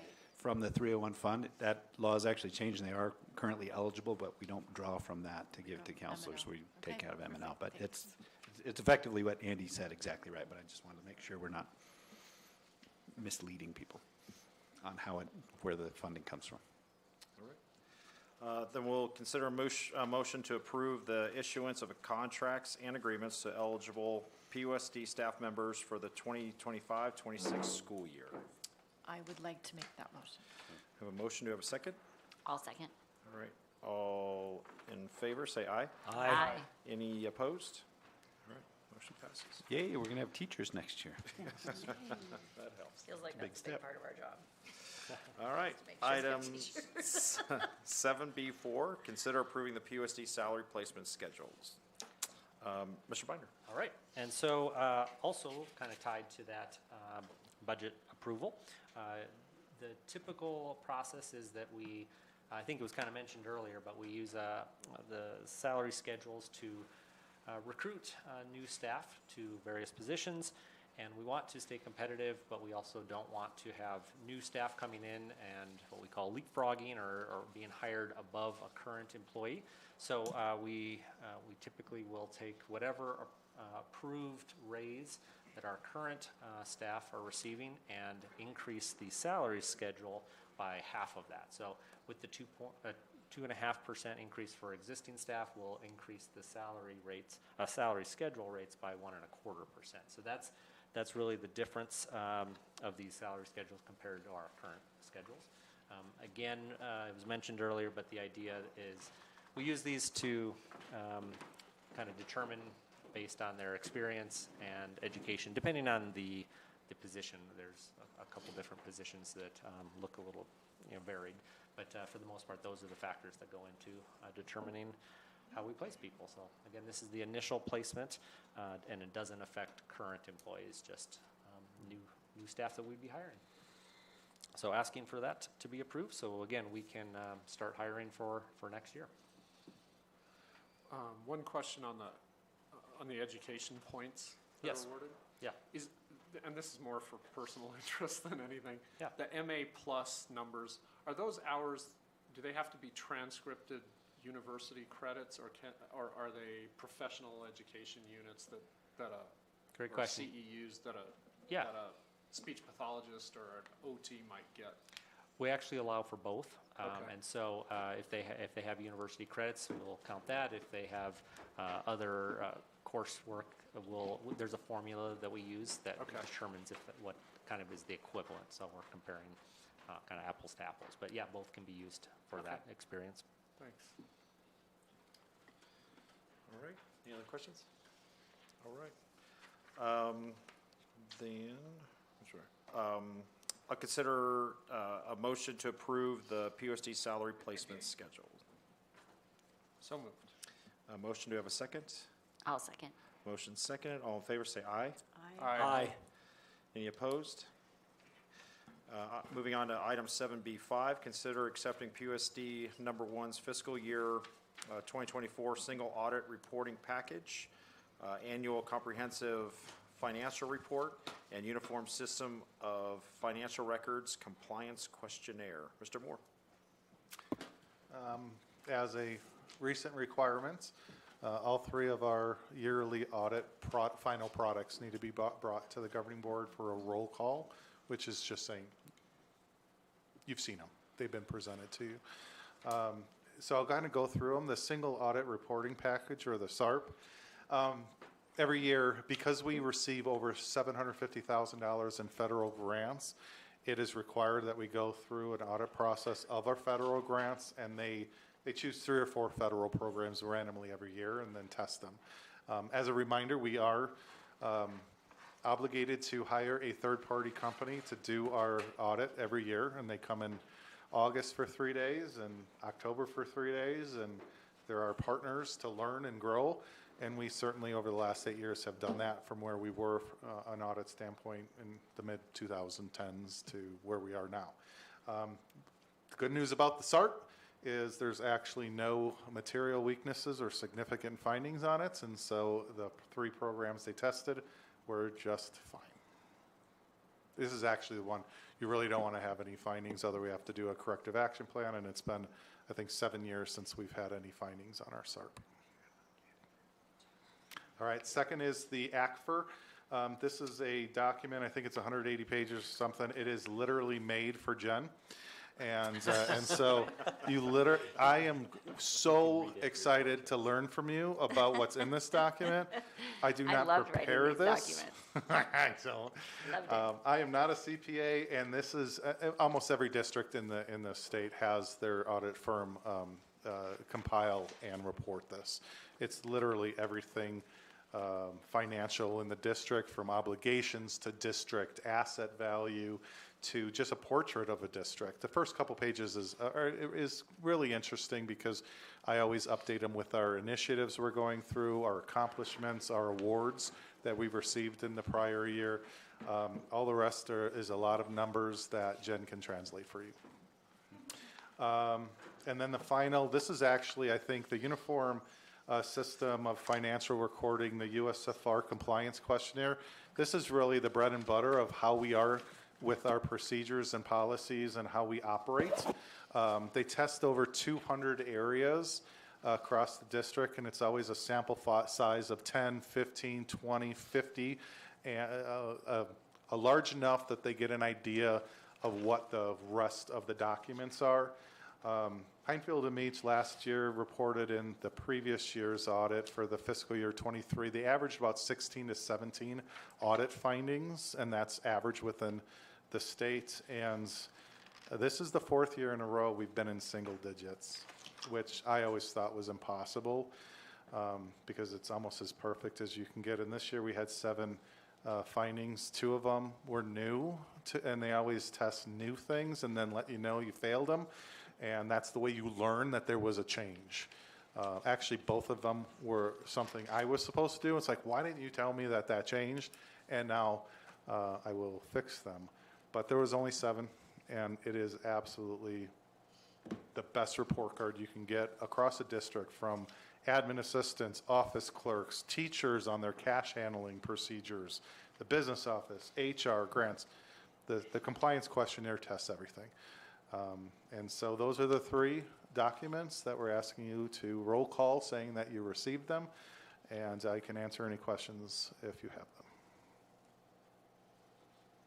Jen, if anyone has I don't have any questions, but I do want to just point out, you know, a lot of times I think people think the district isn't well monitored, or we don't have, you know, maybe we're not as solid about where we're spending our money as we could be. And it just really points out this is very detailed. It takes a lot of time. They really do dig in. They spend time with you in order to learn what's actually going on, and not just over a computer and think you're going to send them everything. So it's a lot more than people realize when you actually come in and do an audit like that, and it's super fun, in my personal opinion. But it's really great, Brian, that it comes out like this. It's really phenomenal. Well, and if it didn't, if there was an area, that's a great part of Heinfield and Meach, which is our auditing firm that was awarded our RFP, I think 3 years ago. And they have been our partners, even through the tough times. They're there to guide. I can call them at any time. Nolan, the lead auditor, I text him and he gets right back. Even if it wasn't, Jen, it's a learning tool. It is. And so, even within the 7 audit findings that we had, the ones that had a sample size, it was like 1 of 20 or 1 of 5. That when districts have 20 of 50 or 7 of 10, you have a procedural problem within the district, and that's an area you need to improve. We have so much that we do, just human error can create, a date being wrong in Power School. The exit date should be 1 day after the last day they attended. Well, if someone accidentally puts the last day they attended, boom. If that's what child they test, it's an audit finding. So, if I could, I just want to say something a little bit about transparency in the way that we do business. You hear that word a lot. People demand transparency from organizations that are funded by taxpayers, and I am all for that. I think that's such an important principle in the United States. And I look at the level of reporting and transparency that comes from private schools that are receiving our tax dollars through vouchers. And I scratch my head a little bit around that principle. I look at the amount of reporting and the level and detailed reporting that needs to come from charter schools that are receiving our tax dollars directly. And I scratch my head a little bit. What we're talking about here and what we're seeing and what this entire meeting about is transparency. Sometimes people think transparency is getting what I want. That's not what transparency is. Transparency is us sharing all of the information that we have and making that publicly available. And that's what we do. I think we do a great job with that. And people are truly interested in that. There's a couple of other organizations they could look to and maybe lobby the legislature for increased transparency there. But this is an organization, and as are all public school districts, that is founded on transparency. I'm super proud of what we do and super proud to be able to share that with people. Well said. Thank you. All right. And USFR? I already spoke about that one. That was the That was the 200 last one. plus item, 7. Okay. No, I got your back, Sorry, Sam. man. Appreciate it. You're welcome. On this one? Yeah. This is a roll call. It is a roll call. All right, let's do it. Yeah? Yes. Do you want me to do the motion and then we'll do that? Okay. Awesome. I can do that part. All right. Take a motion to accept PUSD's fiscal year 2024 SARP, ACFR, and USFR compliance questionnaire. So moved. Oh, motion? Oh, yeah. Second, I'll second it. Okay, Mr. Belagoski, Aye. Mrs. Robertson, Aye. Mr. Frager, Aye. Mrs. Bergamini, Aye. and Dr. Mangum. Aye. Great. Item 7B6, consider approving the PUSD schedule for rental charges 2025. Okay, I'll give you the short version of this. This is our rental fee schedule that we've been using for some time. It's been a while since we've updated it. And as we were looking at our budget package this year and literally not literally, but figuratively squeezing the balloon, we certainly weren't literally doing that, squeezing the balloon and trying to find a little bit more money to make sure we had qualified teachers in front of students and we could support special education students appropriately and all the different things that we've looked at. We were looking for cost savings in a variety of areas. And for if there's any place that we could increase funding, we looked at our rental fee schedule and realized that in some cases, we were probably not charging enough to cover the costs of actually renting out the building. We also made note that we've got a number of very close community partners that are providing services for our students that who are not directly affiliated with the school district, but providing a service that the school district would otherwise have to provide. And I'll give you an example. The junior football leagues in town, we used to have a football team at Granite Mountain, cost us a ton of money and insurance and uniforms and et cetera, and one at Mile High, we no longer have to field those because there are community organizations that do that. Same thing for lower level sports on a number of levels. And these folks rent our facilities from us from time to time. They charge a low enough fee for their families that they can't afford our typical rental fee, but they're also not in a situation, what we had been charging in some cases was lower than our actual costs for utilities and custodial fees and wear and tear on the facilities.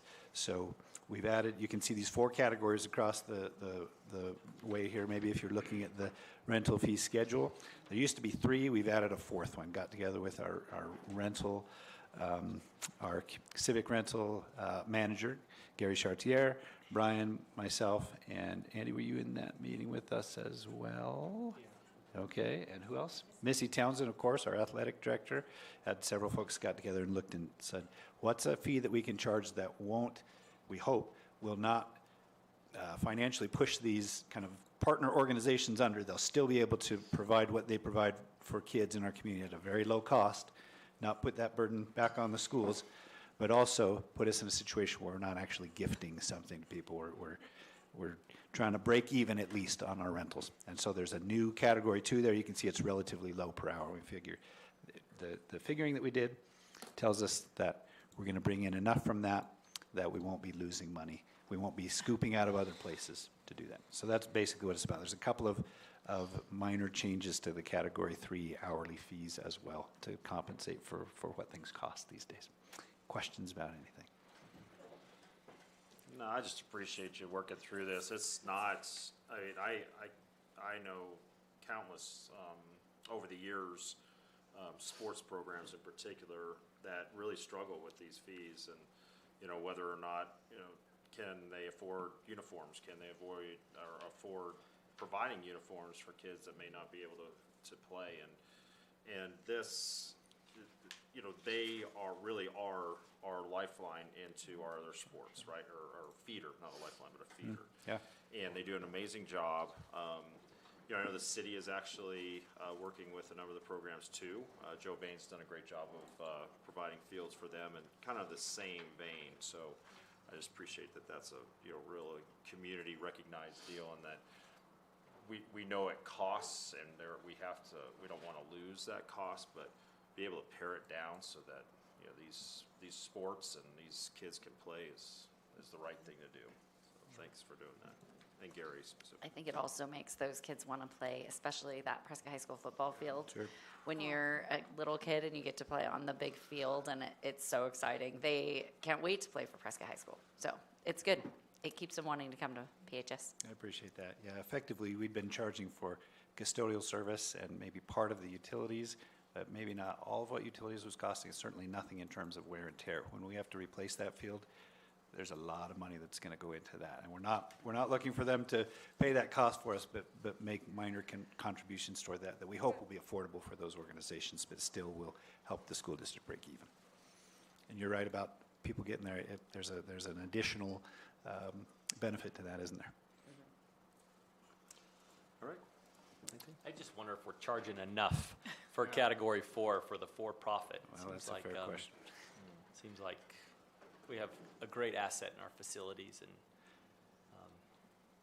We know that covers our costs and allows us to make a bit of profit, for sure. Yeah. How much profit do we want to make? That's absolutely. If this board directs us to go back and say, hey, let's look at making more for-profit institutions. I think if you compared it to the resort up on the hill, or question about conference that, yeah. rooms, or Or I the think, college.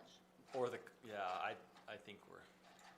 But we can always make adjustments to it next year. We I think sure this is a can. great. I think this is a great starting. Or next month, if you direct, whatever you like. Yeah, and let's be honest as well.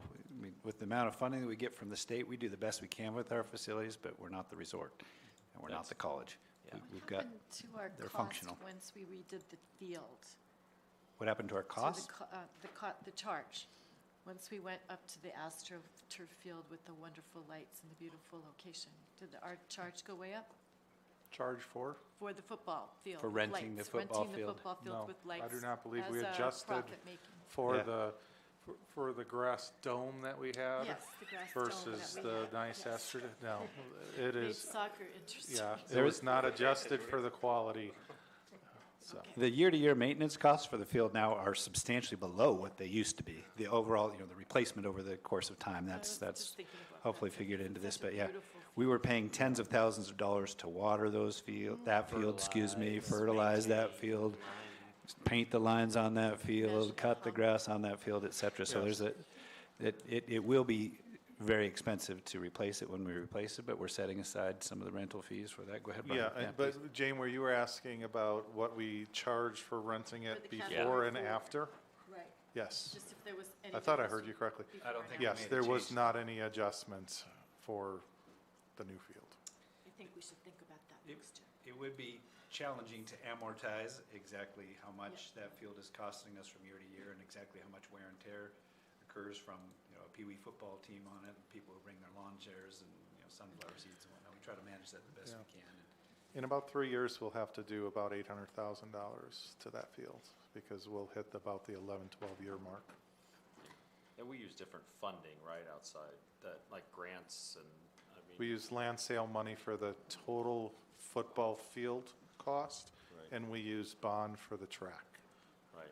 And was there a big donation for like the McIntyres? and things For like the that? track, we actually have quite a large gifts donation account. I think it has $500,000 that will go to resurface the track in about 2 years as well. Well, that's in there now.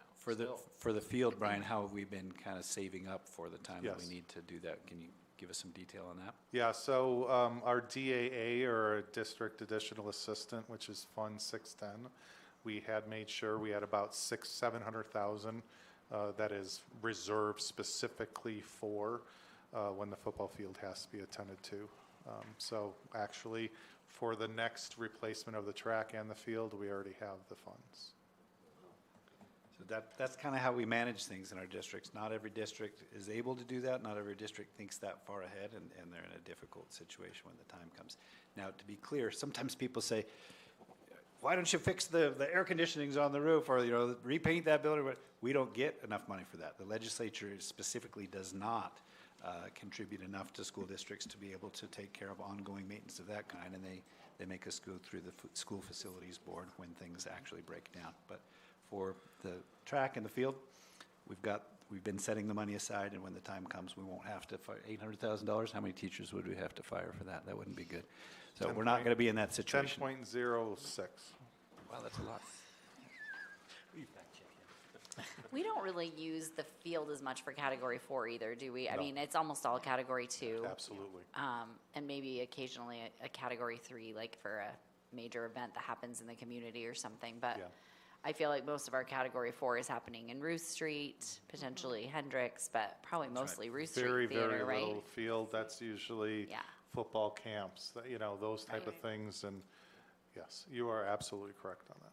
Yeah, that's what I So we could raise it to $1 million an hour, and And we'll no one's bring really in gonna come use absolutely the it. same as we are now. It's been a long day. That's good insight. Awesome. All right, All right. I'll take a motion to approve the PUSD schedule for rental charges 2025. I'll make that motion. Motion, do we have a second? I'll second it. Motion second, all in favor, say aye. Aye. Any opposed? Moving on to 7B7, consider adopting PUSD's mission and vision statements. Woo-hoo. Okay, super. So was it 2 months ago, a month ago? I can't remember. We came to the board with, and I won't repeat all of that because there's probably nobody who's listening who even cares, and they can go back to previous minutes and recordings if they like. Anyhow, we put a lot of work into updating our mission and vision. We feel that's a good lens to look through as we make our decisions going forward. And came to you with a draft of that based on what our staff and district leaders had given us for input. And the board's request at the time was, let's table this and come back in our retreat, look at it further, distill it down even further. And we had a good, maybe 45-minute long, hour-long discussion about this, some great input. And so we present to you this evening for your voting pleasure, the new and improved PUSD mission statement. And this is what the board came up with last week at the public retreat. Rigorous, supportive, safe, every child, every day, for our mission statement, and then the vision statement essentially as presented before. We will help all of our students, something good, let's see here. There you go, develop the qualities found in the portrait of a PUSD graduate. You'd asked us to make the graphic for that even more legible, and we'll work on that, but content-wise, it will remain the same. Okay. I like it. Yes. Unless Brett found a synonym that starts with an S. Starts with an S. He really wanted 3 S's. Now, the BYU Not game gonna make started it. 12 minutes ago, so we're not doing that. Strenuous. That does not sound appealing. I really appreciate the thought that went into that and people's experience, Jen, it's, people are gonna remember it. It's gonna be nice.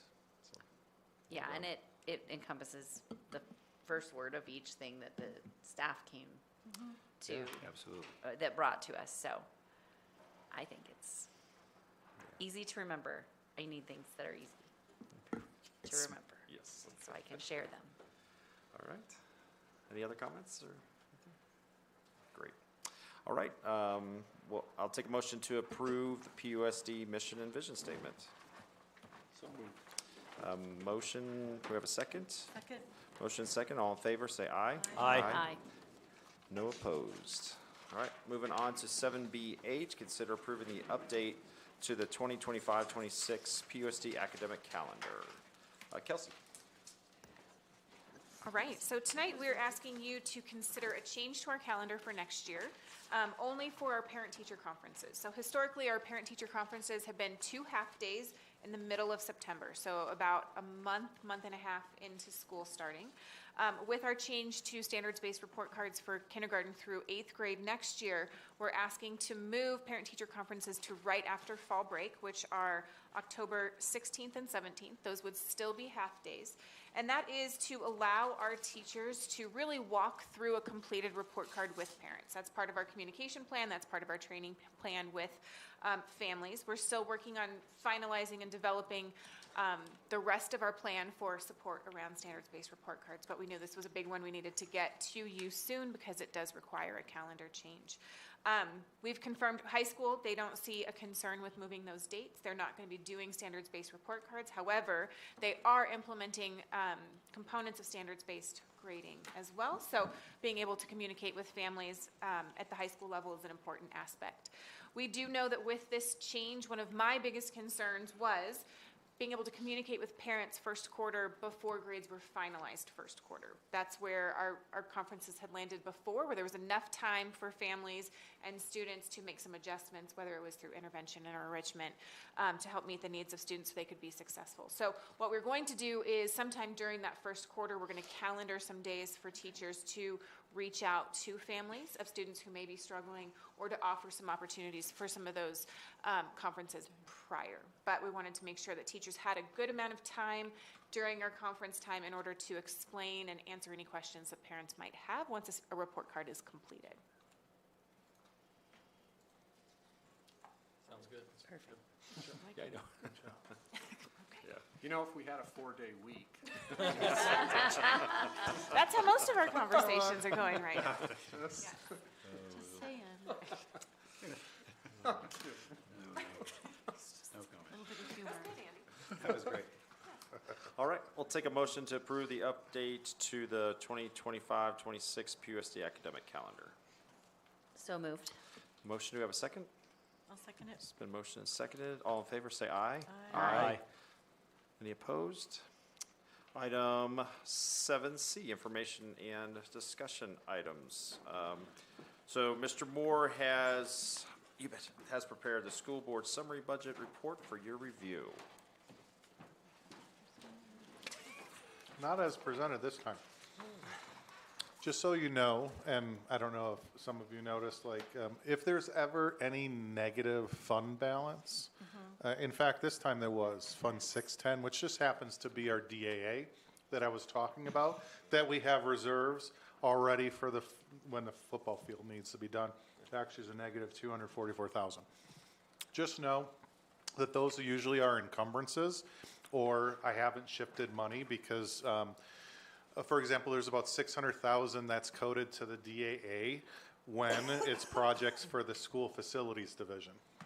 When we get those funds, I'll change the coding in order to pay it out of the 6-9 fund rather than out of DAA. So that's just something, if you ever have a question on why something's negative, typically the answer is that a grant, we haven't received our secondary allocation, thus the grant is showing negative, but we're expecting by the end of the year a secondary allocation. And in this case, it's just the purchase orders coding. This includes everything that's encumbered and expended, and I just wanted to point that out so that that's not a concerning thing for you. And if there's no questions, then now it's as presented. Thank you. Chris, comments? Okay. Item 7C2, review the proposed changes to ASBA policies. It's the first reading. Andy? Yeah, I'll do my best to kind of summarize. There is so much. Yes, that's kind of what I was thinking too. But as many pages and different policies and regulations that are included here, in a way, there's not a great deal of change. Just to give a little background, the Title IX was passed over 50 years ago and was based on sex-based discrimination. And for years, of course, it was thought of as the law that helped provide equality for women's athletics. And over the years, things have expanded. Different administrations have come and gone and made adjustments. And the last several years, it's been becoming closer and closely tied to sexual harassment as well. Let's see, when was it? I think it was last August, we met and voted on an adjustment based on what the federal government's kind of definition of sexual harassment and the Title IX kind of regulations around that were. And at the time, we said, well, we're going to be following what the federal laws and definitions include. And more recently, just in January, they changed again. And so the vast majority of all these documents say more or less the same thing with slightly different definitions. The biggest change really is they've changed the definition of discriminate. They're trying to remove discrimination from the sexual harassment policy and kind of narrowing the definition of in the Title IX policy. One of the, if you start to look through, you'll see there's a few that are very, very minor changes. For example, in AC, policy AC, they simply added the line about when you're describing discrimination, they'll also include a line that says, or any other basis prohibited by law. So hopefully that will kind of prevent future changes all the time. ACAA was the one with the most adjustments, and the main adjustment, and again, I'm happy to kind of go over all this in more detail if you'd like, but one adjustment that they've made was based on kind of the definition of sexual harassment, and and again, I'm talking about federal guidelines, they made the definition a little harder to meet. So if, when we are going through a potential complaint, we have to use this definition. If it doesn't meet this definition, it can meet the definition under our sexual harassment policy, but maybe not the Title IX policy. And so, like I said, they've become closely tied to one another, and it's messy, but it is what is the federal guidelines and law right now, and so this is what we're bringing to match our policies as well. Any initial questions? I know there's a lot, and like I said, I'm happy to kind of meet with you and go over these over the next month before There's a lot. I had one quick question. Yeah. When you have a formal complaint, they talk about the decision maker. Yes. Who determines who the decision maker is? So I am the Title IX coordinator, and so Okay. when a complaint is filed, one of my responsibilities is to we have 3 trained Okay. Title IX That's what I folks who assumed. can Okay. really serve in any of the roles, and so I would make the decision based on who's the Okay. decision maker and who's the investigator, based on if there's any conflict of interest or something along those lines. Perfect. Thank you. And there used to be 3, right? Wasn't there 3 I layers? think or we have something like that? 3, don't we? Or is there Yeah. 3? There's a decision maker, there's an investigator, there's And then the coordinator. then the coordinator. And Yeah. that's what it is right now. Right. And Yeah, this- that part doesn't change. Oh. And again, a lot of the documents you see here are actually in regulation, not in policy, and the regulation is just kind of saying the steps we have to go through. And for the most part, the steps haven't changed a whole lot either. It's just kind of the definitions of what we use or when we file a complaint, if it's a formal complaint versus if we're just, we've heard about this concern, but a formal complaint hasn't been filed. So a few relatively minor issues like that I have to kind of worry about when an issue pops up, but as far as the overall process, it doesn't look a whole lot different. Well, and the whole section on response to notification of conduct, that's totally gone.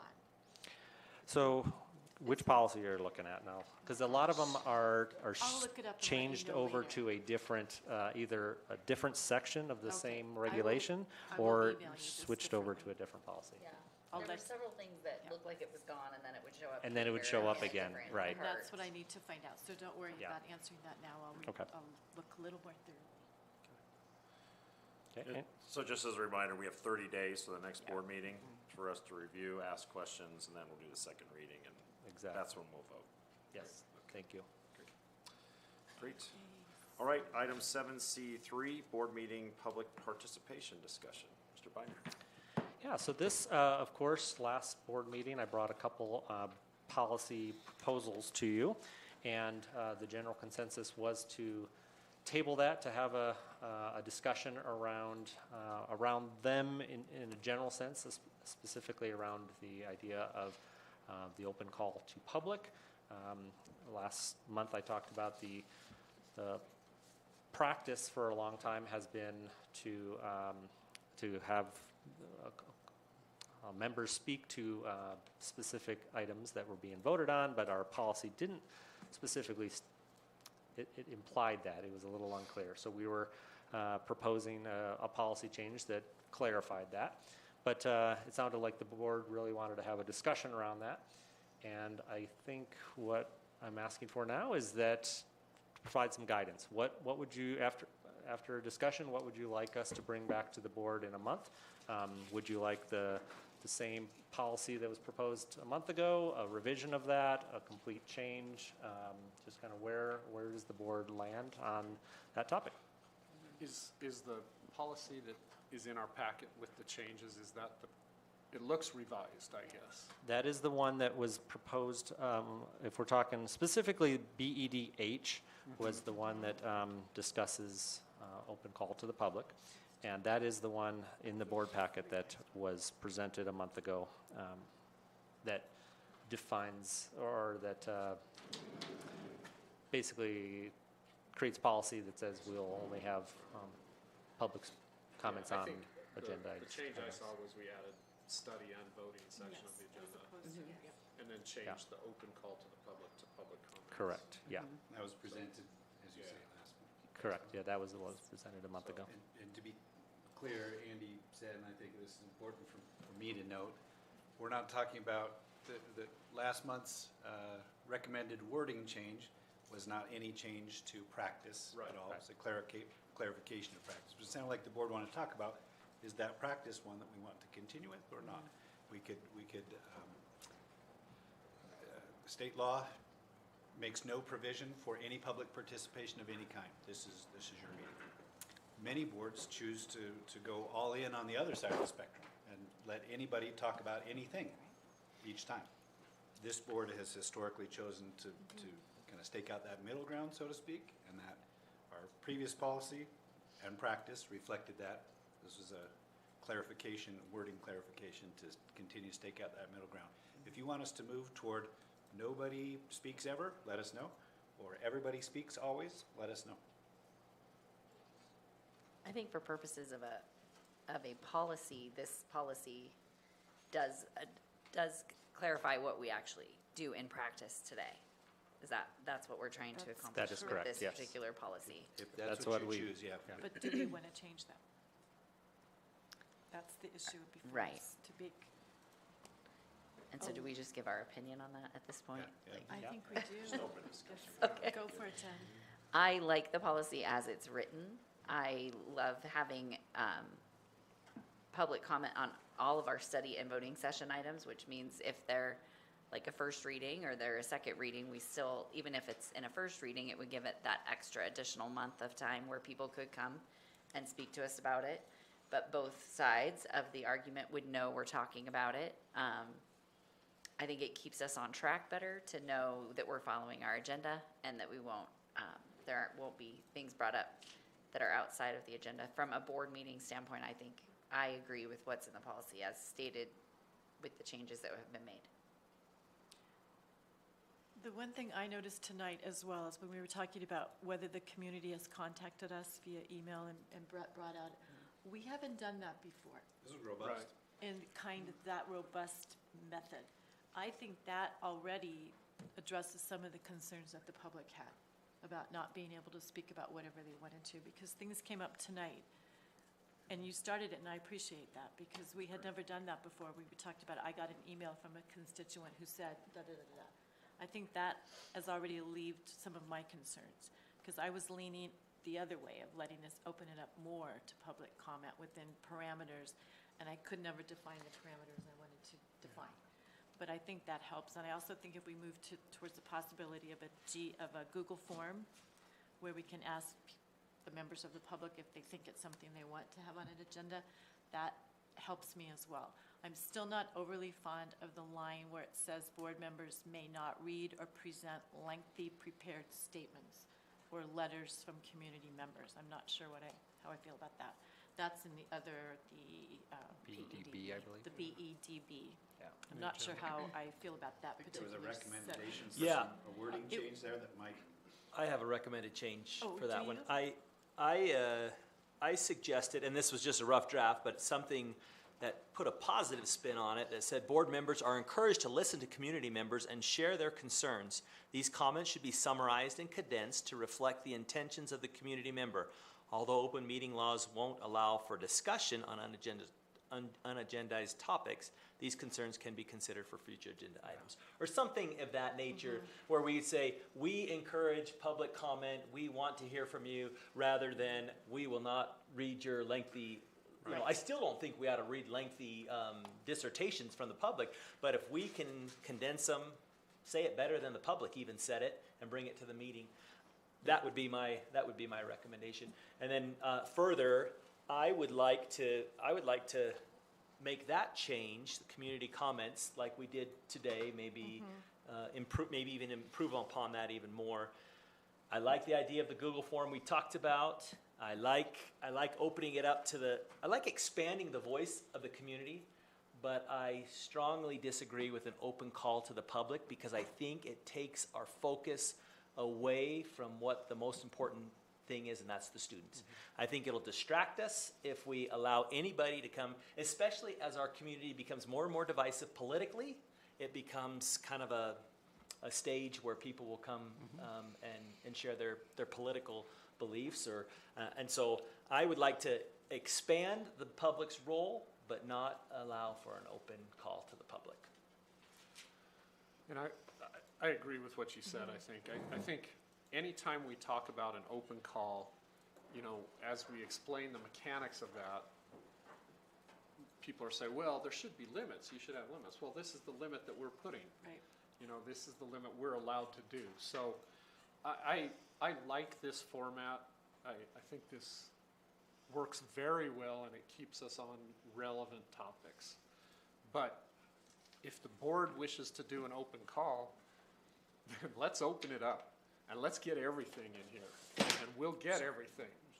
And people will see exactly what an open call does to our board meetings. You know, I'm not saying that I want that, but if that's what the board wants, then let's go all in and do it. But I think this is the right way to do it. I think we keep things relevant, we keep things on topic, and we manage our meeting. Our business meeting is taken care of by the board that's elected to run these meetings. So, and I do like the wording that you gave us for the second part of it. That. Did you happen to send that to Andy? Did you have that? I sent it to shared it, Andy but- and I sent it to Clark, and I think it could still be improved upon. Yeah. And maybe some things added to it, a few things taken away. I think it's worth. I say we put it in there. We can then chew on it. It gets back to you. We're not breaking any meeting laws by doing that. We can share it with you individually for further wordsmithing if you like in the next month, and then present it as a first reading next month if that's your direction to us. You tell us. Can this be our first reading and we could vote next month? Can't, Yeah, I think that's Sorry. what this is. For BEDH, actually, it's not, Since not it's not written. agendized voting that on way. this. Yeah, so Okay. I think we'd have to have probably a couple of months out then. Okay. The way So- that we've been doing it. And my opinion would be too that we continue with the discussion on a Google form, because I like where we were adding the part where if a member of the public thinks this is something they would like to see on an agenda eventually, there was a space on the form for them to make that opinion well known. Because think we just need feel a- that's where they feel like they're We not need to being word heard. it that I think that it's a possible option for it to be on an Possible, and agenda, that's and fine not too. let them feel like that they have to, Yeah. they ought to have the same parameters as I do if I wanted Right. something on the agenda. would agree Two with that, members too. of the board need to agree to put it on the agenda, or the president Right. could choose.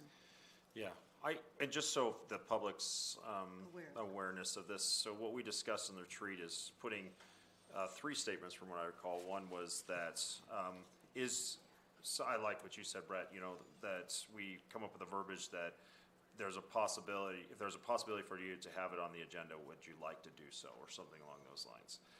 The second piece was, if it's put on the agenda, are you willing to speak in our open call to, or our call to public? Don't say open I call. know. That's so fast. Public participation period on all voting and studying items. And then the third one was, would you like to remain anonymous? Right? I think that was the third. I think, I think I would want to know, or be able to indicate if I want it shared at a board meeting. Right. Like, Oh, so it's rather than anonymous, more like like, that? do I want it shared at a board meeting? Okay. Because I think we have another policy that states anonymous isn't really Right. We don't take an it option, into- unless, we of don't course, take we don't ever anonymous disclose feedback. student names, teacher, like employee names or anything of that nature, but maybe there's people who are like, no, I don't even want it mentioned at the board meeting, I just want you to be aware. Yeah. Okay.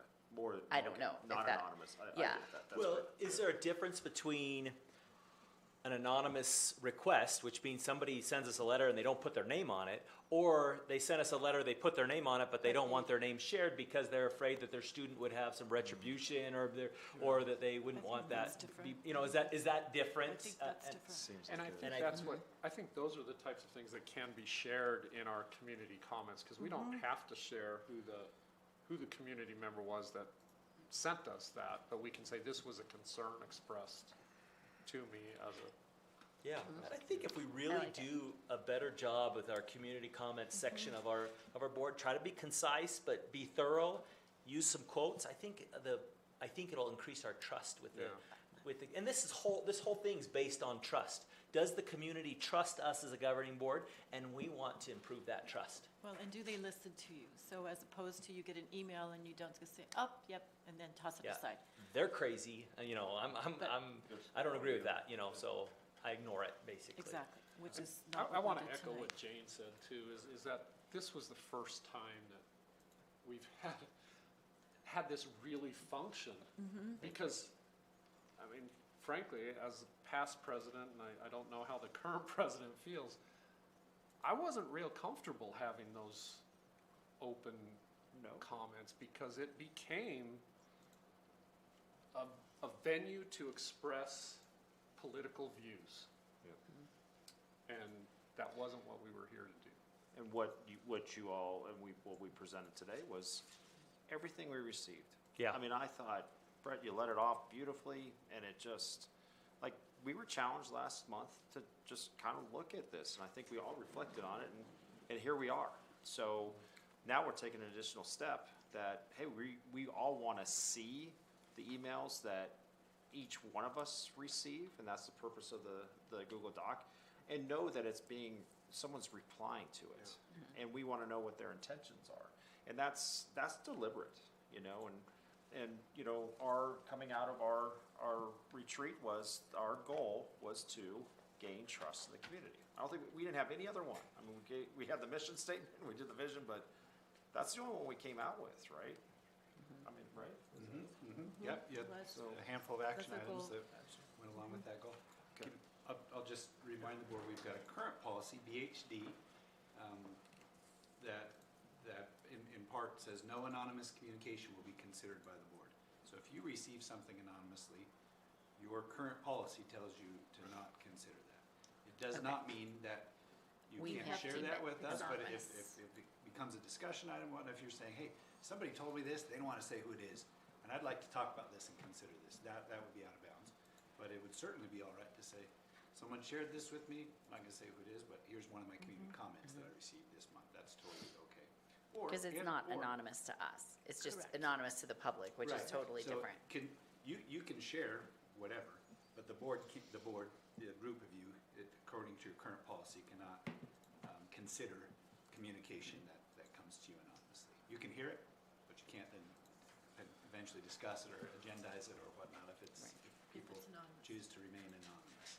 Now, the other option, of course, is to change your policy around that. No, And say, I "Nope, like that policy. Yeah. I think in our sharing of our comments that come in from public, we just have to be really careful as a board not to respond to that, because it's not on our agenda, Correct. whatever is being brought up. I'm sorry, what was the part? I'm That sorry. if some, whatever's being brought forward, we can't communicate. then Oh, it's- respond. not Just like if they were standing in front of us talking, we can't respond. It's the same thing. Yeah, thank you. I'm sorry. But we can put it on an agenda, and then we can talk about it.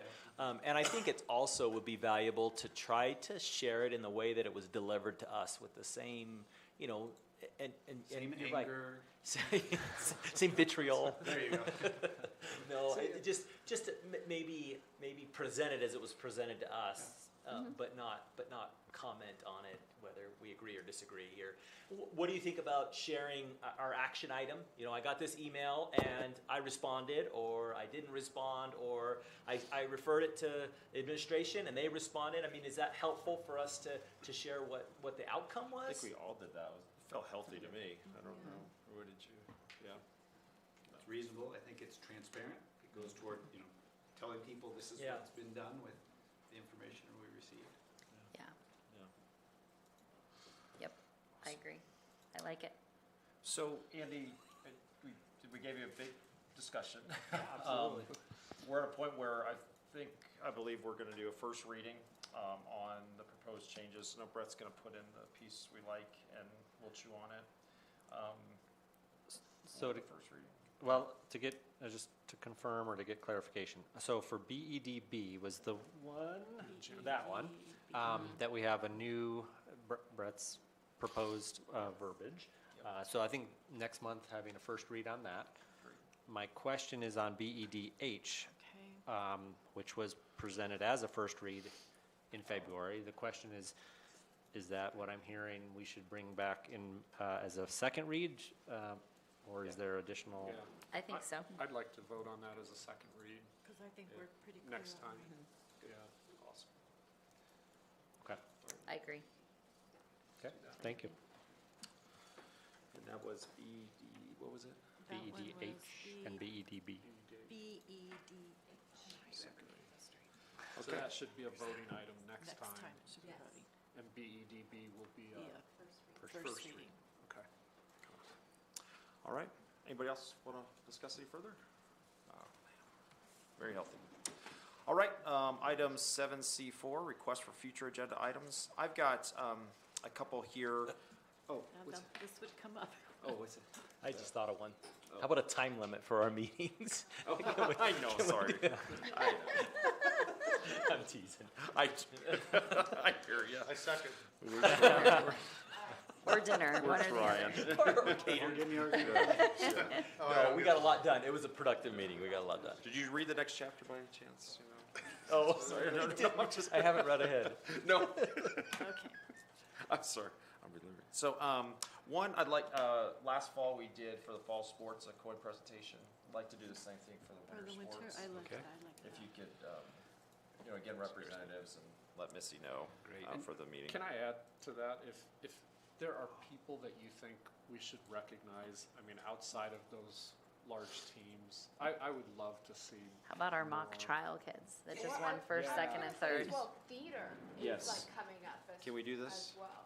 So I can theater, let's do that, any theatrical things we have there, any of the art, I mean, just anything that you think would be deserving. We'll have a room, probably a lobby full, but, we need it, it's the I right. mean, thing at to some point down the road, I'd like to really recognize our maintenance staff for, I mean, this has been a really dry winter, and they're struggling just to keep the grass alive right now, I think, so. Football I mean, fields there's a are- lot of things, and I can give these to you, and we can plan them out, but, Yeah, that's good, then maybe more monthly rather than just okay, yeah. that's great, Andy. And you tell us, in the past, we've presented challenge coins to staff members both in our meetings and outside of our meetings. You tell us what your preference is. Okay. There's pros and cons to both formats. It was kind of cool to have everybody here. Yeah. I just thought it was a really neat deal. So, a lot of them haven't even seen the boardroom, so. And then, will we have the results of the survey to discuss on next month? Yes. Okay. I've got a draft that afterwards, I'd love for each of you to just put your eyes on for 45 seconds, tell me if I'm moving in the right direction or not. Cool.